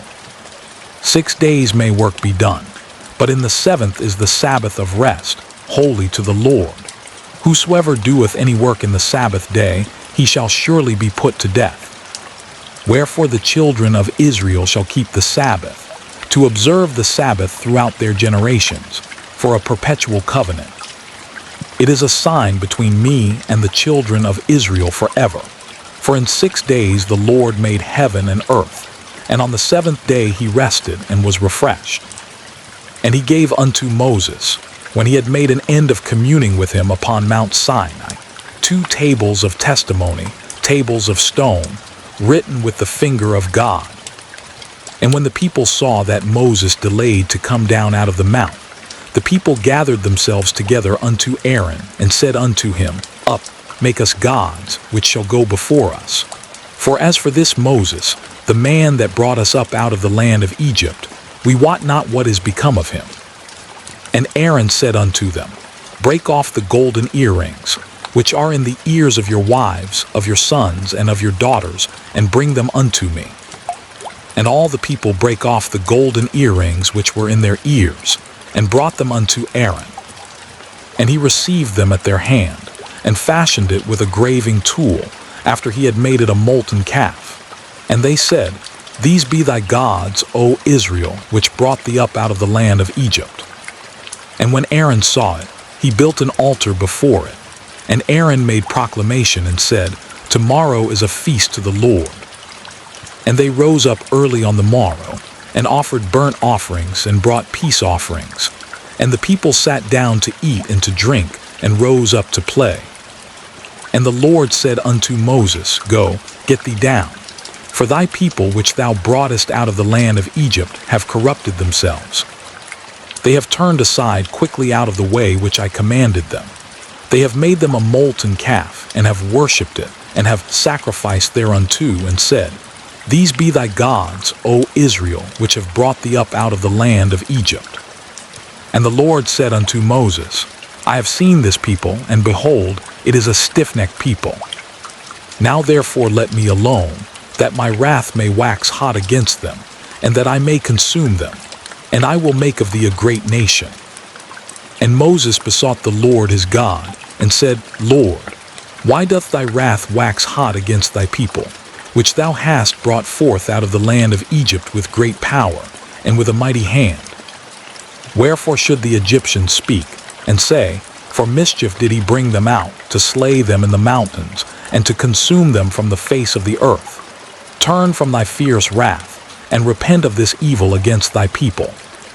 Remember Abraham, Isaac, and Israel, thy servants, to whom thou swarest by thine own self, and saidst unto them, I will multiply your seed as the stars of heaven, and all this land that I have spoken of will I give unto your seed, and they shall inherit it forever. And the Lord repented of the evil which he thought to do unto his people. And Moses turned and went down from the mount, and the 2 tables of the testimony were in his hand. The tables were written on both their sides, on the one side and on the other were they written. And the tables were the work of God, and the writing was the writing of God, graven upon the tables. And when Joshua heard the noise of the people as they shouted, he said unto Moses, There is a noise of war in the camp. And he said, It is not the voice of them that shout for mastery, neither is it the voice of them that cry for being overcome, but the noise of them that sing do I hear. And it came to pass, as soon as he came nigh unto the camp, that he saw the calf and the dancing. And Moses' anger waxed hot, and he cast the tables out of his hands, and brake them beneath the mount. And he took the calf which they had made, and burnt it in the fire, and ground it to powder, and strawed it upon the water, and made the children of Israel drink of it. And Moses said unto Aaron, What did this people unto thee, that thou hast brought so great a sin upon them? And Aaron said, Let not the anger of my Lord wax hot. Thou knowest the people, that they are set on mischief. For they said unto me, Make us gods, which shall go before us. For as for this Moses, the man that brought us up out of the land of Egypt, we wot not what is become of him. And I said unto them, Whosoever hath any gold, let them break it off. So they gave it me. Then I cast it into the fire, and there came out this calf. And when Moses saw that the people were naked, for Aaron had made them naked unto their shame among their enemies, then Moses stood in the gate of the camp and said, Who is on the Lord's side? Let him come unto me. And all the sons of Levi gathered themselves together unto him. And he said unto them, Thus saith the Lord God of Israel, Put every man his sword by his side, and go in and out from gate to gate throughout the camp, and slay every man his brother, and every man his companion, and every man his neighbor. And the children of Levi did according to the word of Moses, and there fell of the people that day about 3,000 men. For Moses had said, Consecrate yourselves today to the Lord, even every man upon his son, and upon his brother, that he may bestow upon you a blessing this day. And it came to pass on the morrow that Moses said unto the people, Ye have sinned a great sin, and now I will go up unto the Lord. Peradventure I shall make an atonement for your sin. And Moses returned unto the Lord and said, Oh, this people have sinned a great sin, and have made them gods of gold. Yet now, if thou wilt forgive their sin, and if not, blot me, I pray thee, out of thy book which thou hast written. And the Lord said unto Moses, Whosoever hath sinned against me, him will I blot out of my book. Therefore now go, lead the people unto the place of which I have spoken unto thee. Behold, mine angel shall go before thee. Nevertheless, in the day when I will visit their sin upon them. And the Lord plagued the people, because they made the calf which Aaron made. And the Lord said unto Moses, Depart, and go up hence, thou and the people which thou hast brought up out of the land of Egypt, unto the land which I swear unto Abraham, to Isaac, and to Jacob, saying, Unto thy seed will I give it. And I will send an angel before thee, and I will drive out the Canaanite, the Amorite, and the Hittite, and the Perizzite, the Hivite, and the Jebusite, unto a land flowing with milk and honey. For I will not go up in the midst of thee, for thou art a stiff-necked people, lest I consume thee in the way. And when the people heard these evil tidings, they mourned, and no man did put on him his ornaments. For the Lord had said unto Moses, Say unto the children of Israel, Ye are a stiff-necked people. I will come up into the midst of thee in a moment, and consume thee. Therefore now put off thy ornaments from thee, that I may know what to do unto thee. And the children of Israel stripped themselves of their ornaments by the Mount Horeb. And Moses took the tabernacle and pitched it without the camp, afar off from the camp, and called it the tabernacle of the congregation. And it came to pass that every one which sought the Lord went out unto the tabernacle of the congregation, which was without the camp. And it came to pass, when Moses went out unto the tabernacle, that all the people rose up, and stood every man at his tent door, and looked after Moses, until he was gone into the tabernacle. And it came to pass, as Moses entered into the tabernacle, the cloudy pillar descended, and stood at the door of the tabernacle, and the Lord talked with Moses. And all the people saw the cloudy pillar stand at the tabernacle door, and all the people rose up and worshipped, every man in his tent door. And the Lord spake unto Moses face to face, as a man speaketh unto his friend. And he turned again into the camp, but his servant Joshua, the son of Nun, a young man, departed not out of the tabernacle. And Moses said unto the Lord, See, thou sayest unto me, Bring up this people. And thou hast not let me know whom thou wilt send with me. Yet thou hast said, I know thee by name, and thou hast also found grace in my sight. Now therefore, I pray thee, if I have found grace in thy sight, show me now thy way, that I may know thee, that I may find grace in thy sight. And consider that this nation is thy people. And he said, My presence shall go with thee, and I will give thee rest. And he said unto him, If thy presence go not with me, carry us not up hence. For wherein shall it be known here that I and thy people have found grace in thy sight? Is it not in that thou goest with us?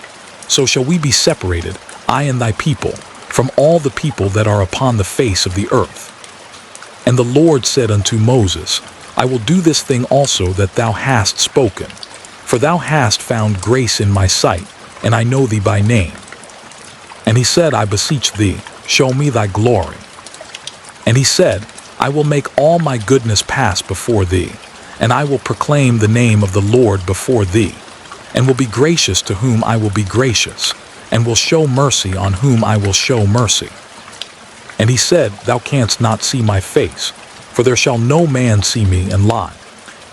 And the Lord said, Behold, there is a place by me, and thou shalt stand upon a rock.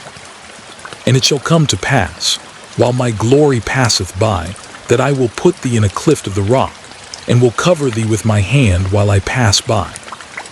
And I will take away mine hand, and thou shalt see my back parts, but my face shall not be seen. And the Lord said unto Moses, Hew thee 2 tables of stone like unto the first, and I will write upon these tables the words that were in the first tables, which thou breakest. And be ready in the morning, and come up in the morning unto Mount Sinai, and present thyself there to me in the top of the mount. And no man shall come up with thee, Neither let any man be seen throughout all the mount, neither let the flocks nor herds feed before that mount. And he hewed 2 tables of stone like unto the first. And Moses rose up early in the morning, and went up unto Mount Sinai, as the Lord had commanded him, and took in his hand the 2 tables of stone. And the Lord descended in the cloud, and stood with him there, and proclaimed the name of the Lord. And the Lord passed by before him, and proclaimed the Lord God, merciful and gracious, longsuffering and abundant in goodness and truth, keeping mercy for thousands, forgiving iniquity and transgression and sin, and that will by no means clear the guilty, visiting the iniquity of the fathers upon the children, and upon the children's children, unto the 3rd and to the 4th generation. And Moses made haste, and bowed his head toward the earth, and worshipped. And he said, If now I have found grace in thy sight, O Lord, let my Lord, I pray thee, go among us. For it is a stiff-necked people, and pardon our iniquity and our sin, and take us for thine inheritance. And he said, Behold, I make a covenant. Before all thy people I will do marvels, such as have not been done in all the earth, nor in any nation. And all the people among which thou art shall see the work of the Lord. For it is a terrible thing that I will do with thee. Observe thou that which I command thee this day. Behold, I drive out before thee the Amorite, and the Canaanite, and the Hittite, and the Perizzite, and the Hivite, and the Jebusite. Take heed to thyself, lest thou make a covenant with the inhabitants of the land whither thou goest, lest it be for a snare in the midst of thee. But ye shall destroy their altars, break their images, and cut down their groves. For thou shalt worship no other God. For the Lord, whose name is jealous, is a jealous God. Lest thou make a covenant with the inhabitants of the land, and they go a-whoring after their gods, and do sacrifice unto their gods, and one call thee, and thou eat of his sacrifice. And thou take of their daughters unto thy sons, and their daughters go a-whoring after their gods, and make thy sons go a-whoring after their gods. Thou shalt make thee no molten gods. The feast of unleavened bread shalt thou keep. 7 days thou shalt eat unleavened bread, as I commanded thee, in the time of the month Abib. For in the month Abib thou camest out from Egypt. All that openeth the matrix is mine, and every firstling among thy cattle, whether ox or sheep, that is male. But the firstling of an ass thou shalt redeem with a lamb, and if thou redeem him not, then shalt thou break his neck. All the firstborn of thy sons thou shalt redeem, and none shall appear before me empty. 6 days thou shalt work, but on the 7th day thou shalt rest. In earing time and in harvest thou shalt rest. And thou shalt observe the feast of weeks, of the firstfruits of wheat harvest, and the feast of ingathering at the year's end. Thrice in the year shall all your men-children appear before the Lord God, the God of Israel. For I will cast out the nations before thee, and enlarge thy borders. Neither shall any man desire thy land, when thou shalt go up to appear before the Lord thy God thrice in the year. Thou shalt not offer the blood of my sacrifice with leaven, neither shall the sacrifice of the feast of the Passover be left unto the morning. The first of the firstfruits of thy land thou shalt bring unto the house of the Lord thy God. Thou shalt not see the kid in his mother's milk. And the Lord said unto Moses, Write thou these words, for after the tenor of these words I have made a covenant with thee and with Israel. And he was there with the Lord 40 days and 40 nights. He did neither eat bread nor drink water. And he wrote upon the tables the words of the covenant, the 10 commandments. And it came to pass, when Moses came down from Mount Sinai with the 2 tables of testimony in Moses' hand, when he came down from the mount, that Moses wist not that the skin of his face shone while he talked with him. And when Aaron and all the children of Israel saw Moses, behold, the skin of his face shone, and they were afraid to come nigh him. And Moses called unto them, and Aaron and all the rulers of the congregation returned unto him, and Moses talked with them. And afterward all the children of Israel came nigh, and he gave them in commandment all that the Lord had spoken with him in Mount Sinai. Until Moses had done speaking with them, he put a veil on his face. But when Moses went in before the Lord to speak with him, he took the veil off until he came out. And he came out and spake unto the children of Israel that which he was commanded. And the children of Israel saw the face of Moses, that the skin of Moses' face shone. And Moses put the veil upon his face again, until he went in to speak with him. And Moses gathered all the congregation of the children of Israel together, and said unto them, These are the words which the Lord hath commanded, that ye should do them. 6 days shall work be done, but on the 7th day there shall be to you an holy day, a Sabbath of rest to the Lord. Whosoever doeth work therein shall be put to death. Ye shall kindle no fire throughout your habitations upon the Sabbath day. And Moses spake unto all the congregation of the children of Israel, saying, This is the thing which the Lord commanded, saying, Take ye from among you an offering unto the Lord. Whosoever is of a willing heart, let him bring it, an offering of the Lord, gold and silver and brass, and blue and purple and scarlet, and fine linen and goat's hair, and ram skins dyed red, and badger skins and shittim wood, and oil for the light, and spices for anointing oil, and for the sweet incense, and onyx stones and stones to be set for the ephod, and for the breastplate. And every wise-hearted among you shall come, and make all that the Lord hath commanded.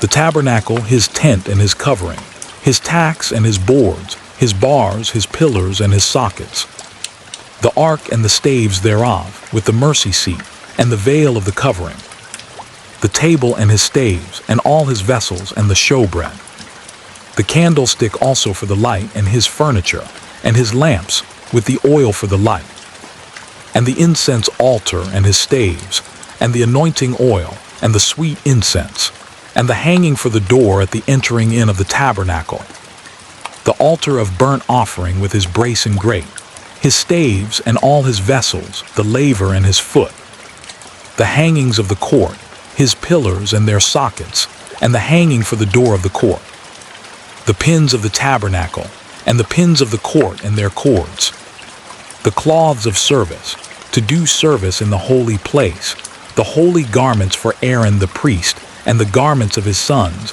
to minister in the priest's office. And all the congregation of the children of Israel departed from the presence of Moses. And they came, every one whose heart stirred him up, and every one whom his spirit made willing, and they brought the Lord's offering to the work of the tabernacle of the congregation, and for all his service, and for the holy garments. And they came, both men and women, as many as were willing-hearted, and brought bracelets, and earrings and rings and tablets, all jewels of gold. And every man that offered an offering of gold unto the Lord. And every man with whom was found blue and purple and scarlet and fine linen and goat's hair, and red skins of rams and badger skins brought them. Every one that did offer an offering of silver and brass brought the Lord's offering. And every man with whom was found shittim wood for any work of the service brought it. And all the women that were wise-hearted did spin with their hands, and brought that which they had spun, both of blue and of purple, and of scarlet and of fine linen. And all the women whose heart stirred them up in wisdom spun goat's hair. And the rulers brought onyx stones, and stones to be set for the ephod, and for the breastplate, and spice and oil for the light, and for the anointing oil, and for the sweet incense. The children of Israel brought a willing offering unto the Lord, every man and woman, whose heart made them willing to bring for all manner of work, which the Lord had commanded to be made by the hand of Moses. And Moses said unto the children of Israel, See, the Lord hath called by name Bezaleel the son of Uri, the son of Hur, of the tribe of Judah. And he hath filled him with the Spirit of God, in wisdom, in understanding, and in knowledge, and in all manner of workmanship, and to devise curious works, to work in gold and in silver and in brass, and in the cutting of stones, to set them, and in carving of wood, to make any manner of cunning work. And he hath put in his heart that he may teach, both he and Aholiab, the son of Ahisamach of the tribe of Dan.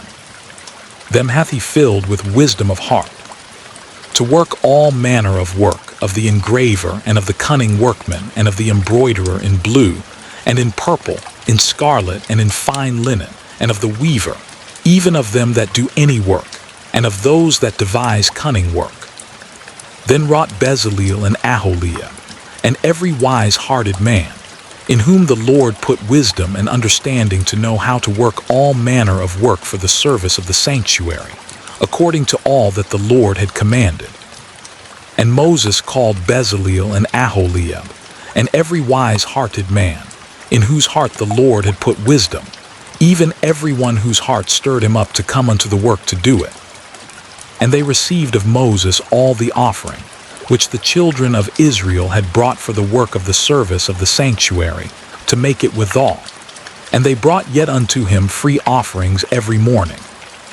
And all the wise men that wrought all the work of the sanctuary came every man from his work which they made. And they spake unto Moses, saying, The people bring much more than enough for the service of the work, which the Lord commanded to make. And Moses gave commandment, and they caused it to be proclaimed throughout the camp, saying, Let neither man nor woman make any more work for the offering of the sanctuary. So the people were restrained from bringing. For the stuff they had was sufficient for all the work to make it, and too much.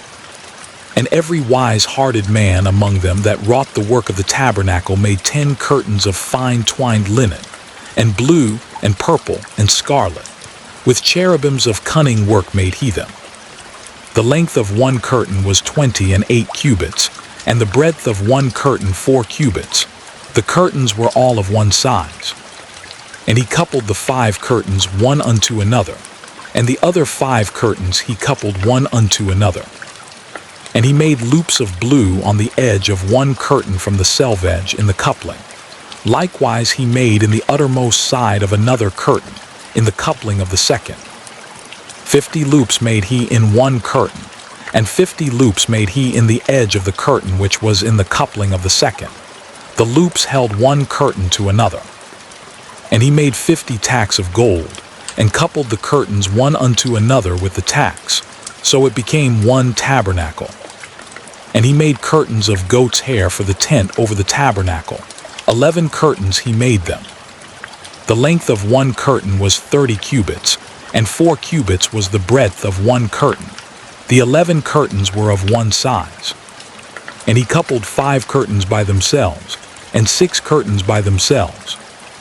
And he made 50 loops upon the uttermost edge of the curtain in the coupling, and 50 loops made he upon the edge of the curtain which coupleth the second. And he made 50 tacks of brass to couple the tent together, that it might be one. And he made a covering for the tent of ram skins dyed red, and a covering of badger skins above that. And he made boards for the tabernacle of shittim wood, standing up. The length of a board was 10 cubits, and the breadth of a board 1 cubit and a half. One board had 2 tenons, equally distant one from another. Thus did he make for all the boards of the tabernacle. And he made boards for the tabernacle, 20 boards for the south side southward. And 40 sockets of silver he made under the 20 boards, 2 sockets under one board for his 2 tenons, and 2 sockets under another board for his 2 tenons. And for the other side of the tabernacle, which is toward the north corner, he made 20 boards. And there 40 sockets of silver, 2 sockets under one board, and 2 sockets under another board. And for the sides of the tabernacle westward, he made 6 boards. And 2 boards made he for the corners of the tabernacle in the 2 sides. And they were coupled beneath, and coupled together at the head thereof, to one ring. Thus he did to both of them in both the corners. And there were 8 boards, and their sockets were 16 sockets of silver, under every board 2 sockets. And he made bars of shittim wood, 5 for the boards of the one side of the tabernacle, and 5 bars for the boards of the other side of the tabernacle, and 5 bars for the boards of the tabernacle for the sides westward. And he made the middle bar to shoot through the boards from the one end to the other. And he overlaid the boards with gold, and made their rings of gold to be places for the bars, and overlaid the bars with gold. And he made a veil of blue, and purple, and scarlet, and fine twined linen. With cherubims made he it of cunning work. And he made thereunto 4 pillars of shittim wood, and overlaid them with gold. Their hooks were of gold, and he cast for them 4 sockets of silver. And he made an hanging for the tabernacle door of blue, and purple, and scarlet, and fine twined linen, of needlework. And the 5 pillars of it with their hooks, and he overlaid their chapiters and their fillets with gold, but their 5 sockets were of brass.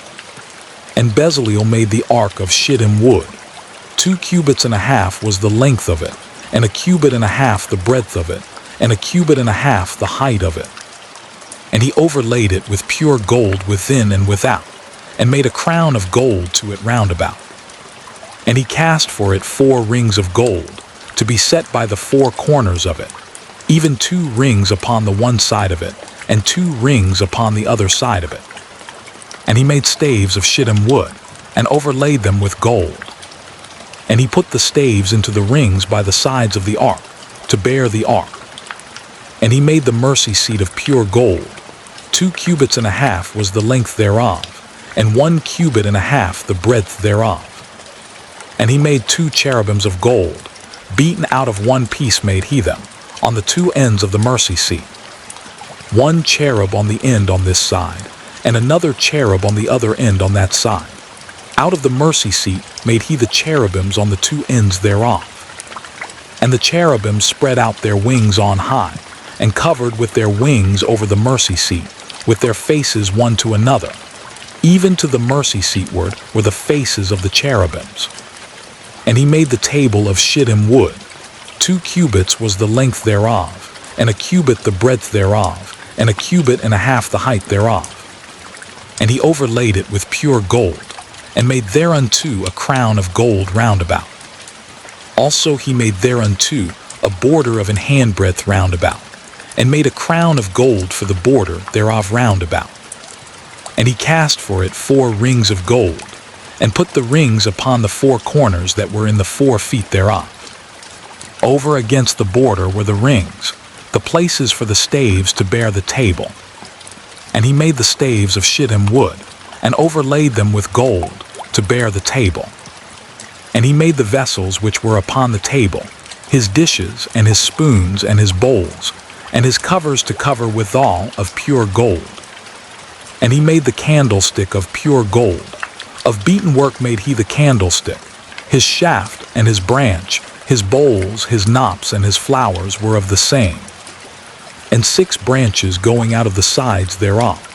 3 branches of the candlestick out of the one side thereof, and 3 branches of the candlestick out of the other side thereof. 3 bowls made after the fashion of almonds in one branch, a knop and a flower, and 3 bowls made like almonds in another branch, a knop and a flower, so throughout the 6 branches going out of the candlestick. And in the candlestick were 4 bowls made like almonds, his knops and his flowers, and a knop under 2 branches of the same, and a knop under 2 branches of the same, and a knop under 2 branches of the same, according to the 6 branches going out of it. Their knops and their branches were of the same. All of it was one beaten work of pure gold. And he made his 7 lamps, and his snuffers and his snuff dishes of pure gold. Of a talent of pure gold made he it, and all the vessels thereof. And he made the incense altar of shittim wood. The length of it was a cubit, and the breadth of it a cubit.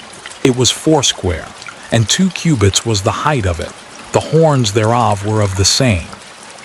And he overlaid it with pure gold, both the top of it, and the sides thereof round about, and the horns of it. Also he made unto it a crown of gold round about. And he made 2 rings of gold for it under the crown thereof, by the 2 corners of it, upon the 2 sides thereof, to be places for the staves to bear it withal. And he made the staves of shittim wood, and overlaid them with gold. And he made the holy anointing oil, and the pure incense of sweet spices, according to the work of the apothecary. And he made the altar of burnt offering of shittim wood. 5 cubits was the length thereof, and 5 cubits the breadth thereof. It was foursquare, and 3 cubits the height thereof. And he made the horns thereof on the 4 corners of it. The horns thereof were of the same, and he overlaid it with brass. And he made all the vessels of the altar, the pots, and the shovels, and the basins, and the flesh hooks, and the fire pans. All the vessels thereof made he of brass. And he made for the altar a brasen grate of network under the compass, thereof beneath unto the midst of it. And he cast 4 rings for the 4 ends of the grate of brass, to be places for the staves. And he made the staves of shittim wood, and overlaid them with brass. And he put the staves into the rings on the sides of the altar, to bear it withal. He made the altar hollow with boards. And he made the laver of brass, and the foot of it of brass, of the looking glasses of the women assembling, which assembled at the door of the tabernacle of the congregation. And he made the court. On the south side southward the hangings of the court were of fine twined linen, 100 cubits. Their pillars were 20, and their brasen sockets 20. The hooks of the pillars and their fillets were of silver. And for the north side the hangings were 100 cubits. Their pillars were 20, and their sockets of brass 20. The hooks of the pillars and their fillets of silver. And for the west side were hangings of 50 cubits, their pillars 10, and their sockets 10. The hooks of the pillars and their fillets of silver. And for the east side eastward 50 cubits. The hangings of the one side of the gate were 15 cubits, their pillars 3, and their sockets 3. And for the other side of the court gate on this hand and that hand were hangings of 15 cubits, their pillars 3, and their sockets 3. All the hangings of the court round about were of fine twined linen. And the sockets for the pillars were of brass, the hooks of the pillars and their fillets of silver, and the overlaying of their chapiters of silver, and all the pillars of the court were filleted with silver. And the hanging for the gate of the court was needlework, of blue and purple and scarlet and fine twined linen, and 20 cubits was the length, and the height and the breadth was 5 cubits, answerable to the hangings of the court. And their pillars were 4, and their sockets of brass 4, their hooks of silver, and the overlaying of their chapiters and their fillets of silver. And all the pins of the tabernacle and of the court round about were of brass. This is the sum of the tabernacle, even of the tabernacle of testimony, as it was counted, according to the commandment of Moses, for the service of the Levites by the hand of Ithamar, son to Aaron the priest. And Bezaleel the son Uri, the son of Hur, of the tribe of Judah, made all that the Lord commanded Moses. And with him was Aholiab, son of Ahisamach of the tribe of Dan, an engraver and a cunning workman, and an embroiderer in blue, and in purple, and in scarlet and fine linen. All the gold that was occupied for the work in all the work of the holy place, even the gold of the offering, was 29 talents, and 730 shekels, after the shekel of the sanctuary. And the silver of them that were numbered of the congregation was 100 talents, and 1,763 shekels, after the shekel of the sanctuary.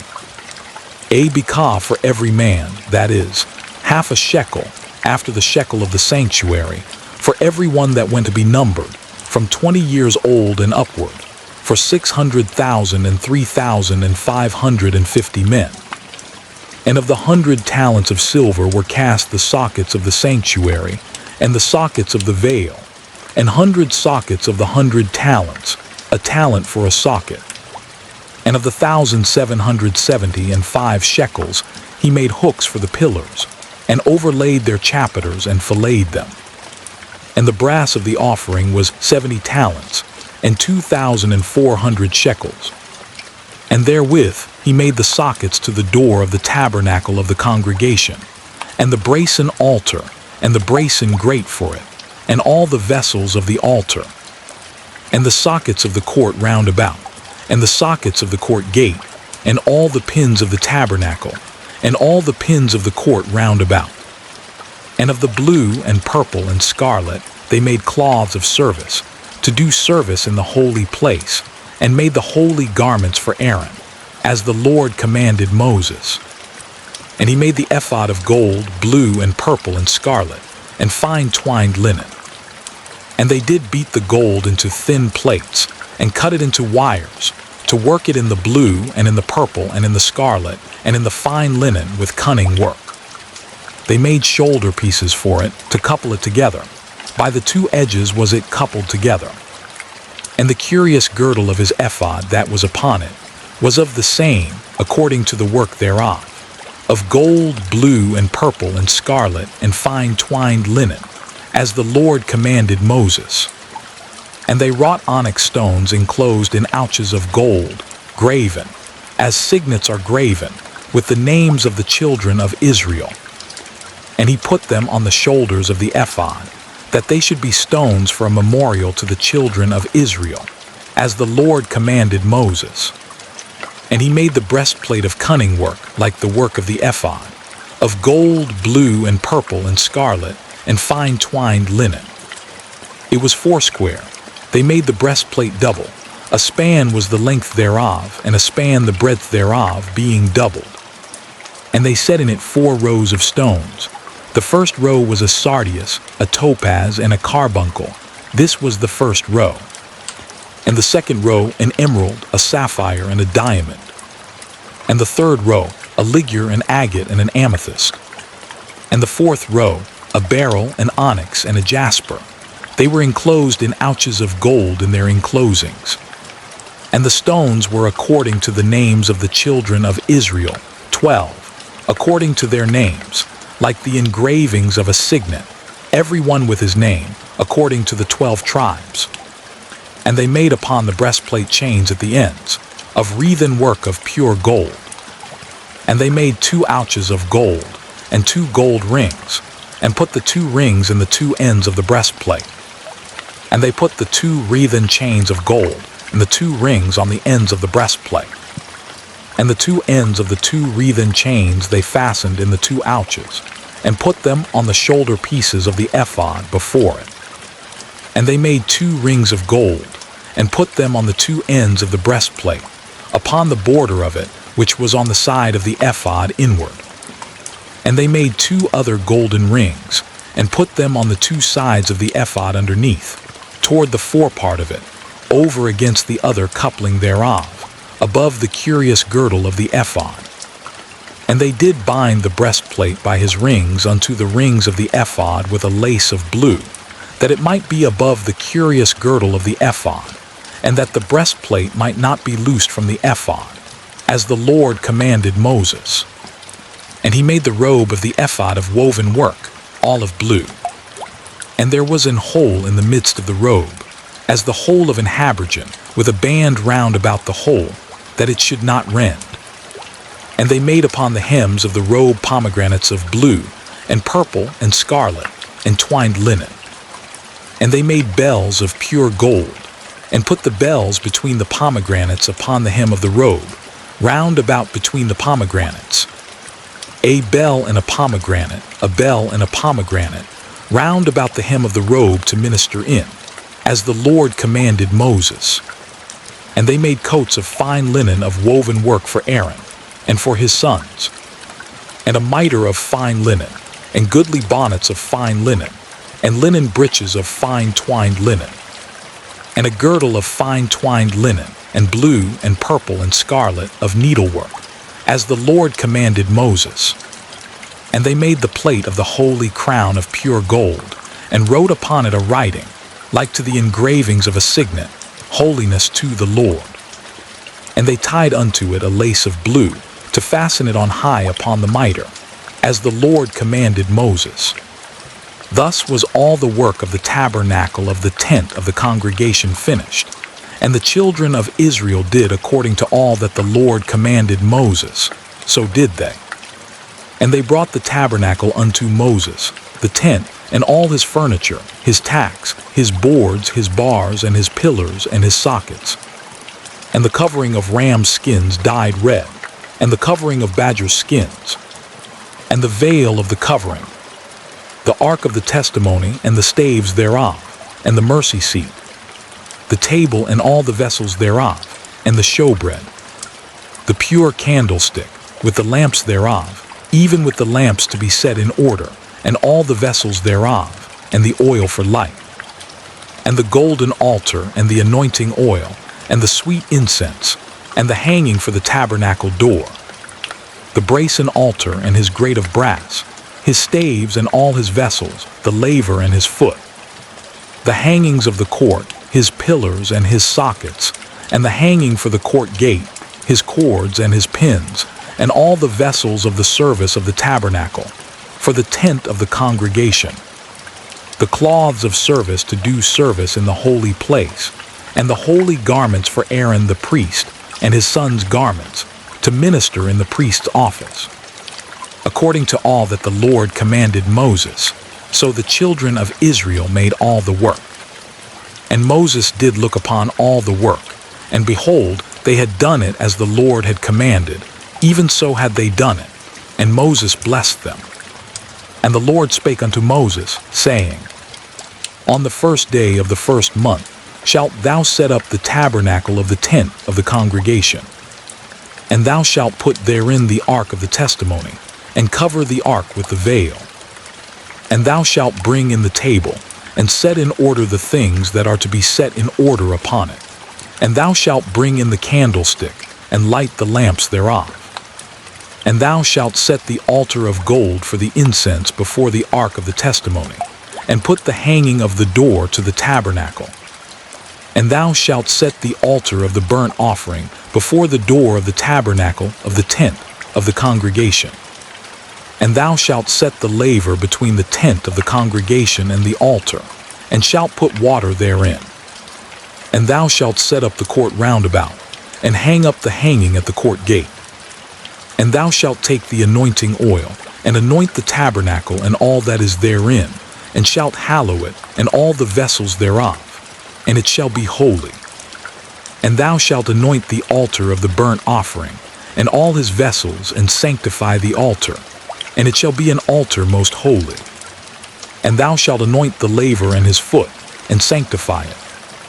And thou shalt bring Aaron and his sons unto the door of the tabernacle of the congregation, and wash them with water. And thou shalt put upon Aaron the holy garments, and anoint him, and sanctify him, that he may minister unto me in the priest's office. And thou shalt bring his sons, and clothe them with coats. And thou shalt anoint them, as thou didst anoint their father, that they may minister unto me in the priest's office.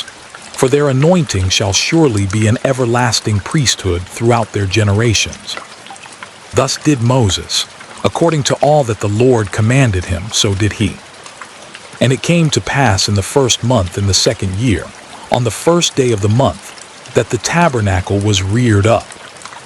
And Moses reared up the tabernacle, and fastened his sockets, and set up the boards thereof, and put in the bars thereof, and reared up his pillars. And he spread abroad the tent over the tabernacle, and put the covering of the tent above upon it, as the Lord commanded Moses. And he took and put the testimony into the ark, and set the staves on the ark, and put the mercy seat above upon the ark. And he brought the ark into the tabernacle, and set up the veil of the covering, and covered the ark of the testimony, as the Lord commanded Moses. And he put the table in the tent of the congregation, upon the side of the tabernacle northward, without the veil. And he set the bread in order upon it before the Lord, as the Lord had commanded Moses. And he put the candlestick in the tent of the congregation, over against the table, on the side of the tabernacle southward. And he lighted the lamps before the Lord, as the Lord commanded Moses. And he put the golden altar in the tent of the congregation before the veil. And he burnt sweet incense thereon, as the Lord commanded Moses. And he set up the hanging at the door of the tabernacle. And he put the altar of burnt offering by the door of the tabernacle of the tent of the congregation, and offered upon it the burnt offering and the meat offering, as the Lord commanded Moses. And he set the laver between the tent of the congregation and the altar, and put water there to wash withal. And Moses and Aaron and his sons washed their hands and their feet thereat, when they went into the tent of the congregation, and when they came near unto the altar, they washed, as the Lord commanded Moses. And he reared up the court round about the tabernacle and the altar, and set up the hanging of the court gate. So Moses finished the work. Then a cloud covered the tent of the congregation, and the glory of the Lord filled the tabernacle. And Moses was not able to enter into the tent of the congregation, because the cloud abode thereon, and the glory of the Lord filled the tabernacle. And when the cloud was taken up from over the tabernacle, the children of Israel went onward in all their journeys. But if the cloud were not taken up, then they journeyed not till the day that it was taken up. For the cloud of the Lord was upon the tabernacle by day, and fire was on it by night, in the sight of all the house of Israel throughout all their journeys.